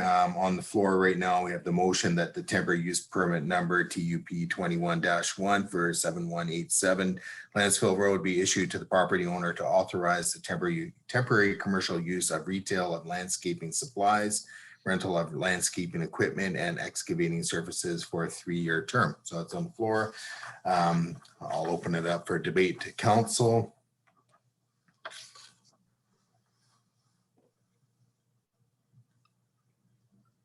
Okay, is there any speakers to the motion, or am I just going to call the question? All right, so we have Councillor Savage. Go ahead. Yeah, I'm not going to repeat anything I said from last meeting when we dealt with this. I think we all said it all. I would just point out the Mayor Swain's motion was to refer back to staff to further discuss with the applicant to bring it back to March 31st, and that was postponed to now. And the motion Mayor Swain verbally made just before that was he made to discuss concerns with the applicant. So I assume that Director Young and the applicant spoke, and I think it's been changed somewhat, I'm not sure, or worked out concerns through chair to staff. Is that correct, Director Young? You had correspondence with the applicant? Yeah, through the mayor to Councillor Savage, we had correspondence with the applicant. There was no specific direction provided by council as a body. There were no resolutions saying this is our concern. Please rectify this issue. So what we did, staff, is really encourage the applicant to go back and watch that council meeting, see what the individual concerns of councillors were, try and resolve those. It was in the applicant's hands to do that. We've included some email correspondence from the applicant in the agenda package for council's benefit. And now obviously it's back on the floor for council consideration. Great. Okay, thank you. Yep. So all to say, I just would encourage fellow councillors to just give this a try, please. It's a temporary use permit. If at any time council feels that it's not being fulfilled or not working out, you have the right as council to put an end to it. So it's not a permanent thing. It's kind of at the pleasure of council at any point, but I would really like to see it given a try. And the key is the people that will follow it, that he's open to sharing the property with all that parking for some farmer market stuff and so on. And that's something the village has always wanted to see, is that idea of entrepreneurs in an open setting in a market atmosphere with absolutely tons of parking, buying goods, selling goods. I think it'd be a big boost for our local businesses. So I will leave it at that. So I'm hoping that we can get support for it, at least give it a try, see how it goes. Thank you. Okay, additional speakers. Director Young, did you have a comment? I did. Okay. Mr. Mayor, just for council's benefit, I think it's really important that you understand that temporary use permit or any permit that you issue for that matter is binding on the local government. It's binding on the municipality. So, if you issue a temporary use permit for 3 years, provided that they're carrying out the uses that are authorized under that temporary use permit and they're meeting the conditions that are listed on that temporary use permit, you cannot revoke it. It's binding on us. So, the comment about, well, it's not working out, we wouldn't simply be able to revoke that temporary use permit. So just as a follow-up then through to you, Director Young, if the if the temporary use permit holder is not conducting business as was indicated as part of the conditions of the temporary use permit, would that not be void? Yeah, in that instance, Mr. Mayor, if they're not following the terms and conditions of the temporary use permit, then it's revocable. Yeah, so through to Councillor Savage, is that what you were not getting at, or was it something? That was exactly what I'm getting at. We're approving it now as it's being presented. That's what it's going to be.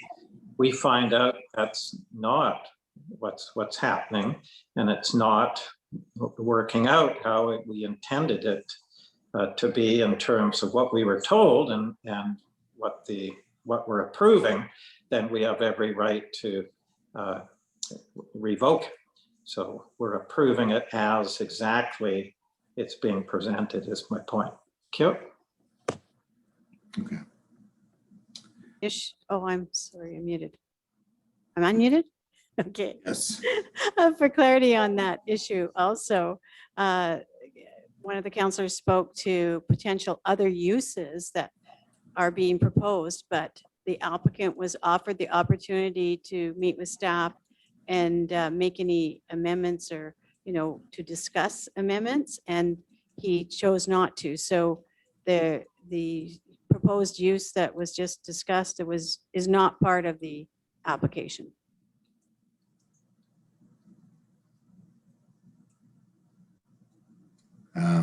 Sorry, I'm kind of not following all of that, but. So I think Mr. the Mayor, comment was, yeah, Mr. Mayor, Director Young here. I believe Director Coates is speaking to the idea of like a farmer's market, the property being used as a farmer's market. I believe I said this at a previous meeting. There's no temporary use permit needed for a farmer's market or public market. It's simply a permitted use in the zoning. Yeah, so really what we're talking about with the temporary use permit is uses that are not currently under our zoning. So, and that's being listed in the motion itself. So, okay. Further comments, questions, debate? Okay, Councillor Savage. Yeah, just to clarify that, please, the idea of other people using it, there are a number of other entrepreneurs, apparently, that would love this opportunity to set up there. And all I'm saying is once the applicant establishes a space there for what he's doing, he has indicated he would welcome these other entrepreneurs to share the space with all that parking there. That's all I'm saying. And they're already authorized to do that under the use currently under the zoning now. That's all I'm saying. So thank you. Okay. Additional speakers to this? For myself, I'm going to continue to support this initiative or this temporary use permit.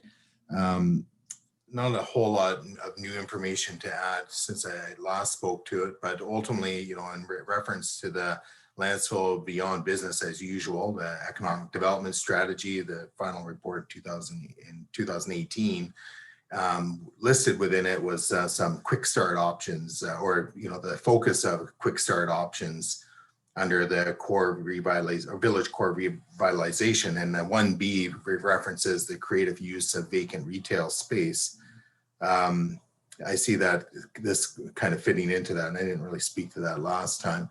The one thing we have to take into consideration here is the applicant still has to go through whatever lease agreement with the property owner. And from what I understand right now, the property is being advertised both for sale and for lease. So it looks like the property owner would like to do something with that land. But ultimately, if the property owner was to, I don't know what the terms of the lease are going to be, but ultimately, we can grant a 3-year temporary use permit, and for all we know, there's going to be a month-to-month lease, or it could be a year-to-year lease renewal that's struck with the applicant and the property owner. So there is a bit of there's missing information here, but in terms of granting the temporary use permit, that information is really neither here nor there. It's really between the Mr. Potty and the landowner. So I'm not terribly concerned with that. In terms of if there's any breaking of the temporary use permit in terms of the use of which is being granted, obviously that can be dealt with, and it can be basically revoked at that point, from what I understand, so long as the applicant provided the applicant does break the terms of the temporary use permit. So again, there's nothing going on there now. I don't see, there's no harm, no foul here. It's ultimately could be something really great. It could come on the heels of our streetscape improvement, or we just do a streetscape improvement and that land just remains vacant. So we have this nice big improvement done, which would be, you know, part of the reason we're doing it. It's not just for pedestrian safety, but it is to attract new business. And we have new business that could be potentially going into that space. I don't see a lineup of businesses coming to council wanting to set up shop here in Lanceville, and I'm not aware of any development plans for that parcel either. So in the interim, I think it could be a great addition to the district. And again, if there's any misstep there with respect to the use of the temporary use permit, then that can be dealt with. So those are my thoughts. Through to the rest of council, Councillor Proctor, and we'll go from there. I don't want to spend a lot of time rehashing what I've said about this before. I don't understand what the applicant wants to do on that piece of land. I've heard a lot of different explanations, and I said that if it didn't include excavating equipment, and I could see a business plan that I understood what he was planning on doing, that I could entertain the idea, but currently I have no idea what the plan is. And I just don't want to go into any further details. It's just I have had too much conflicting information about what's going to happen, and I don't understand what he has planned. Okay, additional questions, debate, comments? Okay, hearing none, I am going to call the question then. So calling the question, all those in favor, knowing that Mayor Swain's in favor, Councillor Savage is in favor, opposed, and noting that Councillor Gusbrook, Councillor Proctor are opposed, so the motion fails. All right, so that takes it. Staff can get Councillor Wilson back on the Zoom call, please.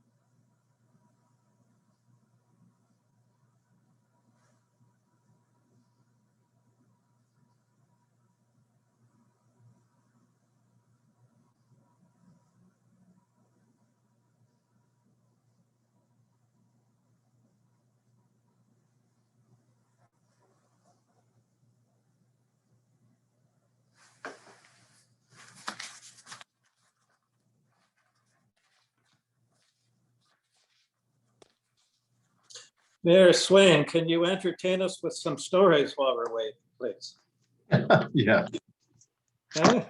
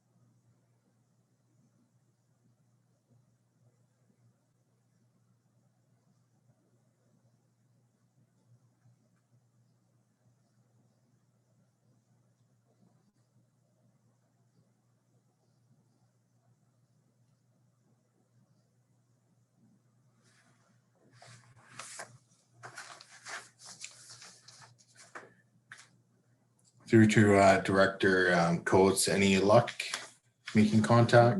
Not yet. We've tried a couple numbers and I've sent an email and we've sent a text message.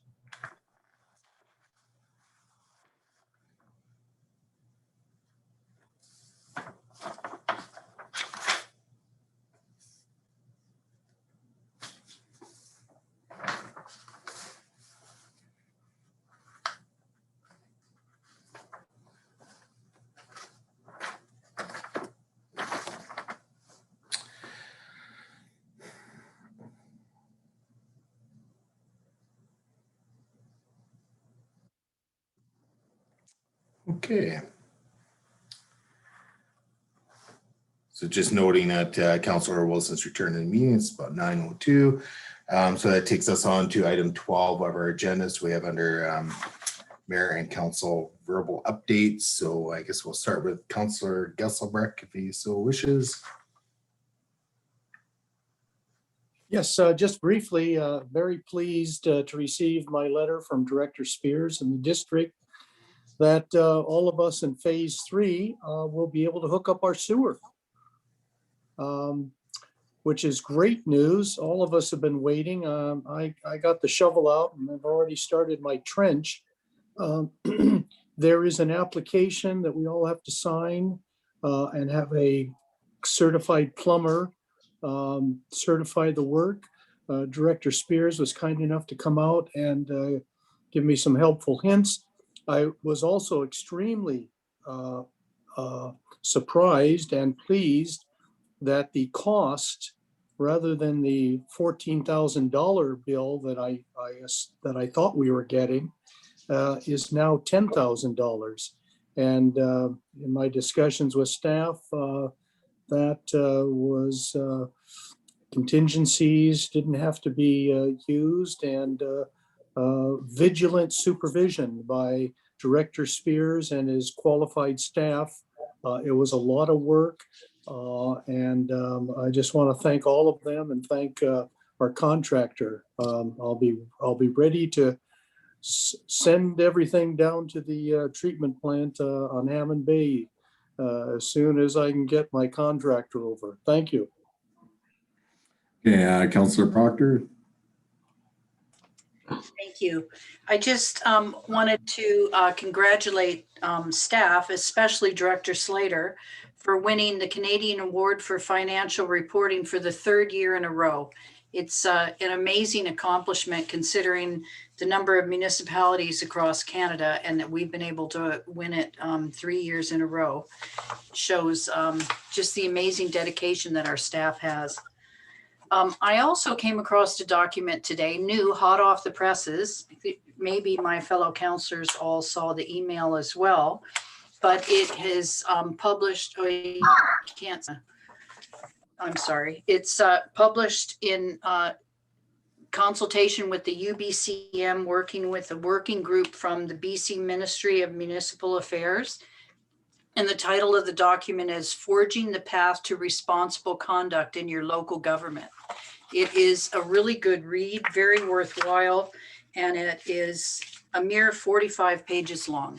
So I highly suggest it to my fellow counselors, and I think that I will be discussing it at future meetings. That's my update. Thank you. Okay, Councillor Wilson. Nothing to report. Councillor Savage. Thank you. I'd just like to give a congratulations to the Lanceville Community Hub Facebook site. The Hub reached a milestone of 1,500 members, and congratulations to the 1,500 member who will be showered with prizes from our local businesses, including a dinner for Camus Restaurant. So it's a good way to promote our local businesses. The Community Hub is a high standard operation run professionally with no tax dollars, kind of like the annual Christmas tree lighting. And on a serious note, because the site is public in an emergency, we just went through the wildfire permit area and so on. And that is, in an emergency, it's a public site. And we've seen this before where people can report in how things are going in their neighborhood and so on. And when there was a highway accident, for example, last year, there was reports from all the different neighborhoods as to how the traffic was going and so on. So it's very useful for that. And because it's public, I would encourage anyone. You don't have to be a member in an emergency. It's a great vehicle of communication. Thank you. Okay. For myself, not a ton of updates with respect to the RDN. The RDN has been in some ways rather slow with respect to things like parks and trails and transit. We do have a transit review that's going to be happening this year. There's going to be a subcommittee that it has been struck. I'll be chairing that personally, and we'll hopefully be getting something coming forward that we can start dealing with the transit expansion and transit review. So as soon as I get information regarding that, I'll be bringing that back to council. But again, this subcommittee at the RDN will be basically reporting back to the select committee of the transit select committee, which then will report back to the board. So when we get changes in that regard, we'll again be communicating that out. With respect to parks and trails, really no updates at this point. Hopefully we'll be having some in the coming months, especially around the motion that was brought forward regarding the Upper Lookout Trail in Lanceville. Other than that, again, there's really not a whole lot going on with respect to Lanceville specifically, but as things do come forward, again, I'll try and bring those back to council. And that's basically it for at this time. So we'll move on in our agenda. So we're on to 12B. So we have the 2021 property tax due date and penalty date. So there's a motion. I'll just make the motion that's in the agenda that staff be authorized to prepare the 2021 property tax rate bylaw with a due date of July 2nd, 2021. A first 1% penalty date of July 2nd, 2021, and a second 9% penalty date of September 30th, 2021 for all property classes. Do I have a seconder? So seconded by Councillor Gesselbrecht. Discussion on the motion.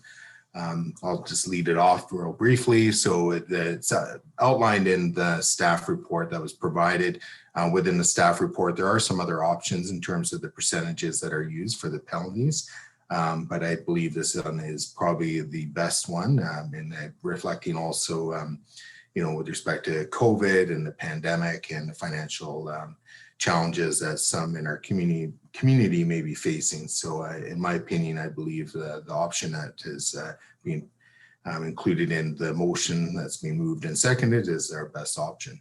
So through to the seconder, Councillor Gesselbruck, if you wish, through the rest of the council, any comment, debate, questions? Okay, hearing none, I will call the question. All those in favor? Opposed? Okay, that's carried unanimously. That takes us on to item C, which is the distribution of property taxes among property classes. So there's a motion on the floor. I'll just make the main motion there that the 2021 tax rate bylaw be prepared to include the following distribution, which includes changes to the class 6 in open bracket business, closed bracket tax multiple, and the class 7 open bracket 4 is closed bracket, and tax multiple. And the tax multiples are listed. I'm not going to read them all out, and they're listed in our agenda. Do we have a seconder to that motion? So second by Councillor Gesselbruck. Discussion. So through to, actually, before we get into discussion, just through to staff or Director Slater, is there anything you wish to highlight outside of the staff report?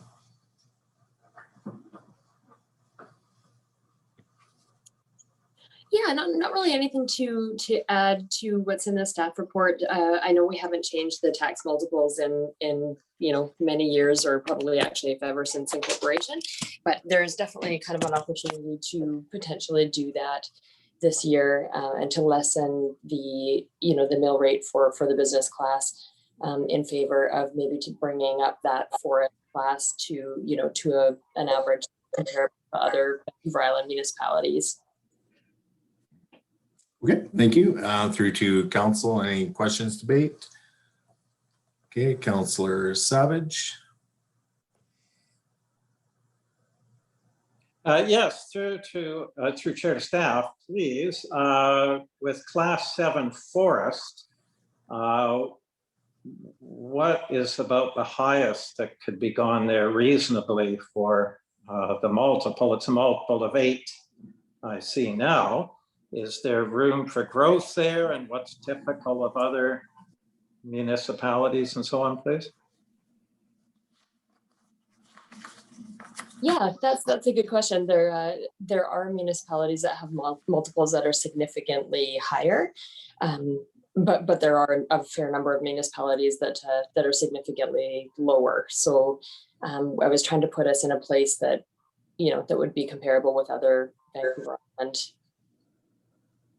centers. But I mean, definitely, if we wanted to, I can just crack open a spreadsheet and see kind of who has the highest multiple.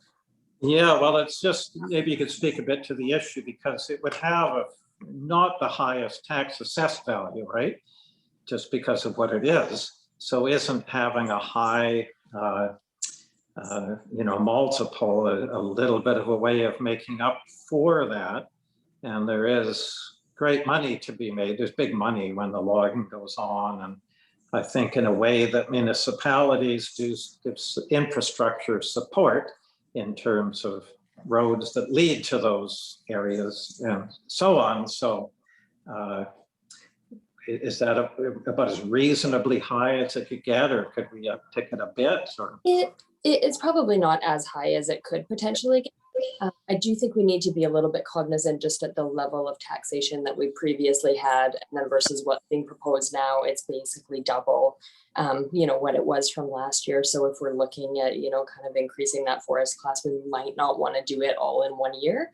We could do the multiple where it is this year and then look at increasing it again next year. And that might be, something that's viewed a little more favorably rather than just, one really, really, really large increase all at one time. So it'd be a little more reasonable, wait a year or two, revisit it, sort of thing. Yeah. Yeah, I mean, we could certainly even revisit it, next year and look at where we are comparatively when when everybody's 21 tax rate statistics come out. Yeah, that's great. And one final question, please. One can, I've seen it done with, village cores and so on, where you give tax breaks and so on to encourage different things. Is it in the realm of possibility or the scope to take a forestry property and to invite lowering the tax multiple in exchange, say, for trail access, that sort of thing? Oh, I don't know if you could lower the multiple in exchange for things. I think, you know, we could definitely look at doing some sort of a, you know, downtown revitalization tax exemption, you know, and incentivizing, you know, businesses to be downtown for that reason, or in the core for that reason. But I don't know that we can't do it in exchange for anything. It's just, we would have to, you know, look at that, our tax rate policy setting documents and say, okay, yes, we want to incentivize taxes in this area. And so by reducing them in that area, everybody else would, you know, would. Yeah, I was just wondering if you'd ever seen that gone on in terms of forestry, getting amenities in exchange for tax multiples. That's all, but we'll leave that for now. That's great. Well, thank you very much. Appreciate it. Oh, you're welcome. Yep. Okay, any additional questions, comments with respect to the tax multiples? Okay, hearing none, I'm going to call the question. All those in favor? Opposed? Okay, that's carried unanimously. That takes us on to item D, which is the District of Lanceville Mine Talent Day event. There's a motion there. I'll just go ahead and make a motion. So that staff amend the Parks and Trails Select Committee terms of reference by removing section 2.8, be responsible for organizing, budgeting, and conducting the annual District of Lanceville Mine Down Day event, including fundraising, booking appropriate venues, scheduled activities promoting, as well as seeking community volunteers and sponsorship. And further that there's the Director of Financial Services proceed with the necessary amendments to reallocate the current level of funding in the 2021 to 2025 financial plan for the annual District of Lanceville Mine Town Day event from the Parks and Recreation General Budget Fund, other to reflect a $10,000 payment to the Seaside Community Society to coordinate and deliver the annual Mine Town Day event effective 2021, subject to entering into a service agreement. So is there a seconder to this? Seconded by Councillor Gusselbrecht. Discussion on the motion. I'll defer to council and then I'll speak to it. Councillor Gusselbrecht, is there anything you'd like to offer? Well, it just looks like our Seaside Community Association will be taking on the Mine Town Day planning and implementation, which is great. They do a good job. We've been closed down at Costin Hall for over a year now. Hopefully we can have a Mine Town Day. Hope springs eternal. We don't know, but I think this is a good move, getting volunteers involved, so I can support it. Yeah, Councillor Proctor. Since I was on the Parks and Trails Committee in 2017, staff has been recommending to the Mine Town Days Committee that they work under one of the, either the Legion was suggested or the Seaside Community Association, because it takes so much staff time that they wanted Mine Town Days to be run under a registered society. And I'm wondering, CAO Campbell, if you could speak to that and what your recommendations are about this? Yes, Your Worship, through you to Councillor Proctor. I think Director Coates has some information and background on this. We've been, for the last few years, actually probably the last 4 years, have been trying to have somebody, a society, take over this function. So getting this letter from the Seaside Community Association, who initially a year or so ago said they weren't in a position to do it, is a good thing from a staff perspective, that we can farm this out and have the community take it over, and just providing grant funding, so, and through a service contract. So we see it as a good thing, and in response to a request that we've put out for a number of years now. Thank you. Do you have any background to add to that, Director Coates?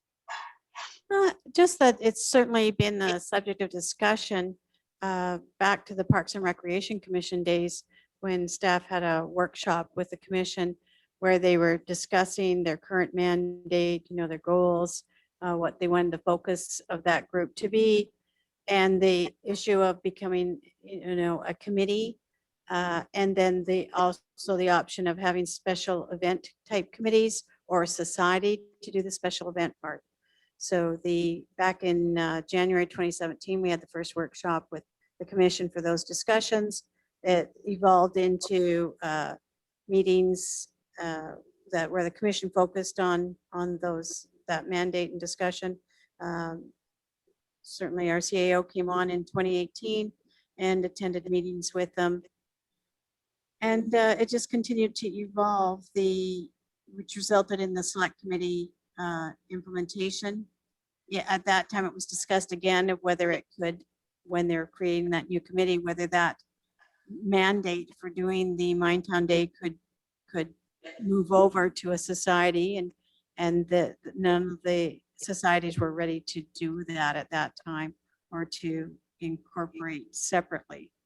So the discussion has been held several times, and Seaside did indicate they would look at the option, but they were trying to get their their structure up and ready to take something like that on. The district had been approached about other events and just didn't have the capacity. So that was something that council also considered and put into their strategic plan, the issue of considering whether there's community events that could be worked on with community partners to facilitate these events. So under the communications section of the current council priorities and objectives, it identifies an increase in community engagement through events, and lists a few of them. Included there was the Minetown Day, and the committee was to consider working with community partners to facilitate potential events. So again, it's not too much more I can say other than it's been a structure where it was a district event. There was a commission, and then there was a committee. It was part of their mandate. Their mandate was to coordinate volunteers and to deliver the event. And of course, it requires staff involvement due to the contractual issues. And yeah, I guess that's probably it in a nutshell. Thank you for that background. I know that Seaside Community Association is working with people that have put on Minetown Days for many, many years and have experience, and they will have the same committee structure, just under the auspices of Seaside, so that staff time isn't taken up doing accounting and chairing meetings and taking meeting minutes. The society is going to take that role, and so it's going to save staff time, but the same group of wonderful volunteers that have been putting it on for years are going to continue to, and they will also widely advertise and accept help from any volunteers that want to help. They won't distinguish between who wants to volunteer and who doesn't, because community run events should allow everyone in the community to volunteer for them. And they certainly have that approach. Thank you.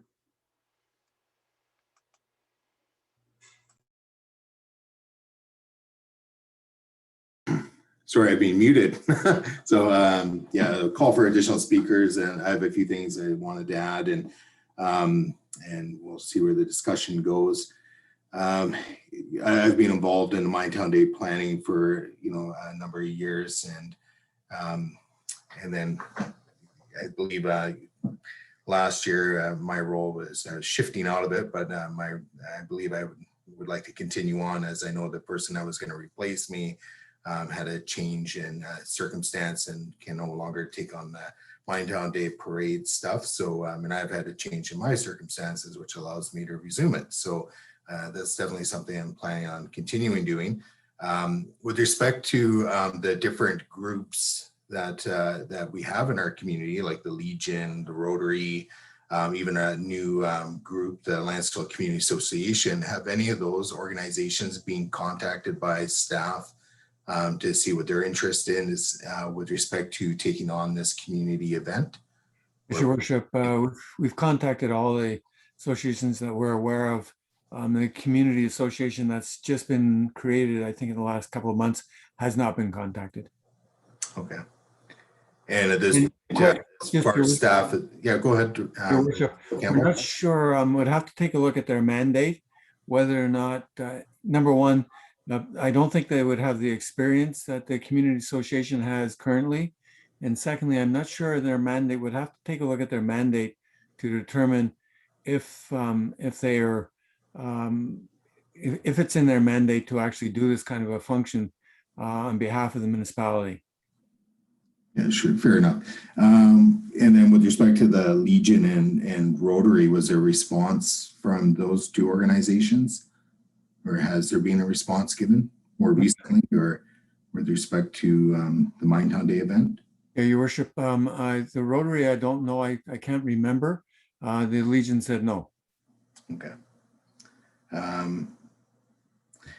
For myself, I'm kind of like, I'm somewhat okay with this. The one thing I would like to see reinstated would be some kind of liaison position or appointment of council to at least participate in the meetings around the Minetown Day event.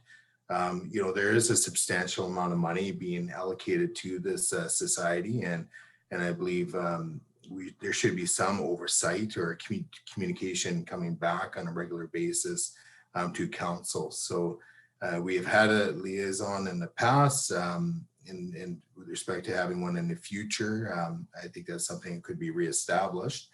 The other thing is, with the association itself, I know they've been in existence for a while, but I really can't find a whole lot of information, and even trying to become a member. So I don't know if that's something that staff can try and garner from the Seaside Society and forward on to council, just as an informal request, because I just can't find any information. I can go online and I can get only information about Cosson Hall, but I can't get any other information about Cosson Hall and the Seaside Society and so forth. So before handing a significant event over like this to that group, I would like to have some of this information coming back. Sorry to interrupt, but we're approaching the witching hour here. If you could, oh yes, motion to extend through to council. I guess that would be up to council. So 10 minutes. I would agree to extend through this one agenda item. Okay. So through to council, just by, we need unanimous consent of council to extend past 9:30 anyways. So through to council, any objections to extending the meeting past 9:30? To cover this one agenda item, we're in halfway through or 3/4 through it, so sure for that, but then let's move on. Okay.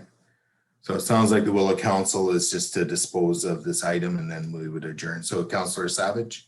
Yeah, no, I'm opposed to continuing after 9:30 then if we're not going to do anything else. So we'll leave it at that, please. Thank you. And we'll carry on with this the next time. Thank you. So recognizing it is 9:28, I don't know if there's any additional speakers to this. I had a few other comments, but I'll probably save those till next time. We got 2 minutes. So yeah, Councillor Wilson, go ahead. I just had a comment. With respect to this year, I mean, with COVID, I don't know if we would even have, I don't think we would have Minetown Days this year. I'm okay to changing this so that going forward, but I almost think that we need to make a decision with respect to if there's even going to be a Minetown Days sooner rather than later. Just through, I guess, quick question through to staff. I was under the assumption there is no Minetown Day for 2021. So given that. Your Worship, at this point, we don't know. But I agree with you that it probably will not happen, given the circumstances currently. Yeah, I can't imagine we're going to be going back to gatherings greater than 50 by September, but I could be wrong. Certainly, Your Worship, the district wouldn't want to be promoting gatherings. And again, right, currently, you can't have an event legally. So unless that changes, we won't be having Minetown Day. All right, given the fact that we're kind of seconds away from 9:30, I do need a motion to adjourn. So I'll make that motion, seconded by Councillor Gusselbrecht. The discussion. Oh, Councillor, did you have a question, Councillor Gusselbrecht, or just voting? Question? Okay, go ahead, Councillor Gusselbrecht. How are we disposing of the good neighbor bylaw? Does that come after this, or was that tacked on to this meeting? It wasn't, basically, the good neighbor bylaw, it was supposed to fall after this meeting if we had time. So because we're adjourning this meeting through to Director Coates, we're adjourning this meeting. We could stay in the call, or do we just leave it? It would still require council's unanimous consent to open the special meeting and make a motion to schedule another meeting. So, and I think this meeting's about to be lost. Yeah, so, okay, so I need to vote on this one. So all those in favor of adjourning the meeting? Okay, that's carried unanimously. Thank you, everybody. Good night.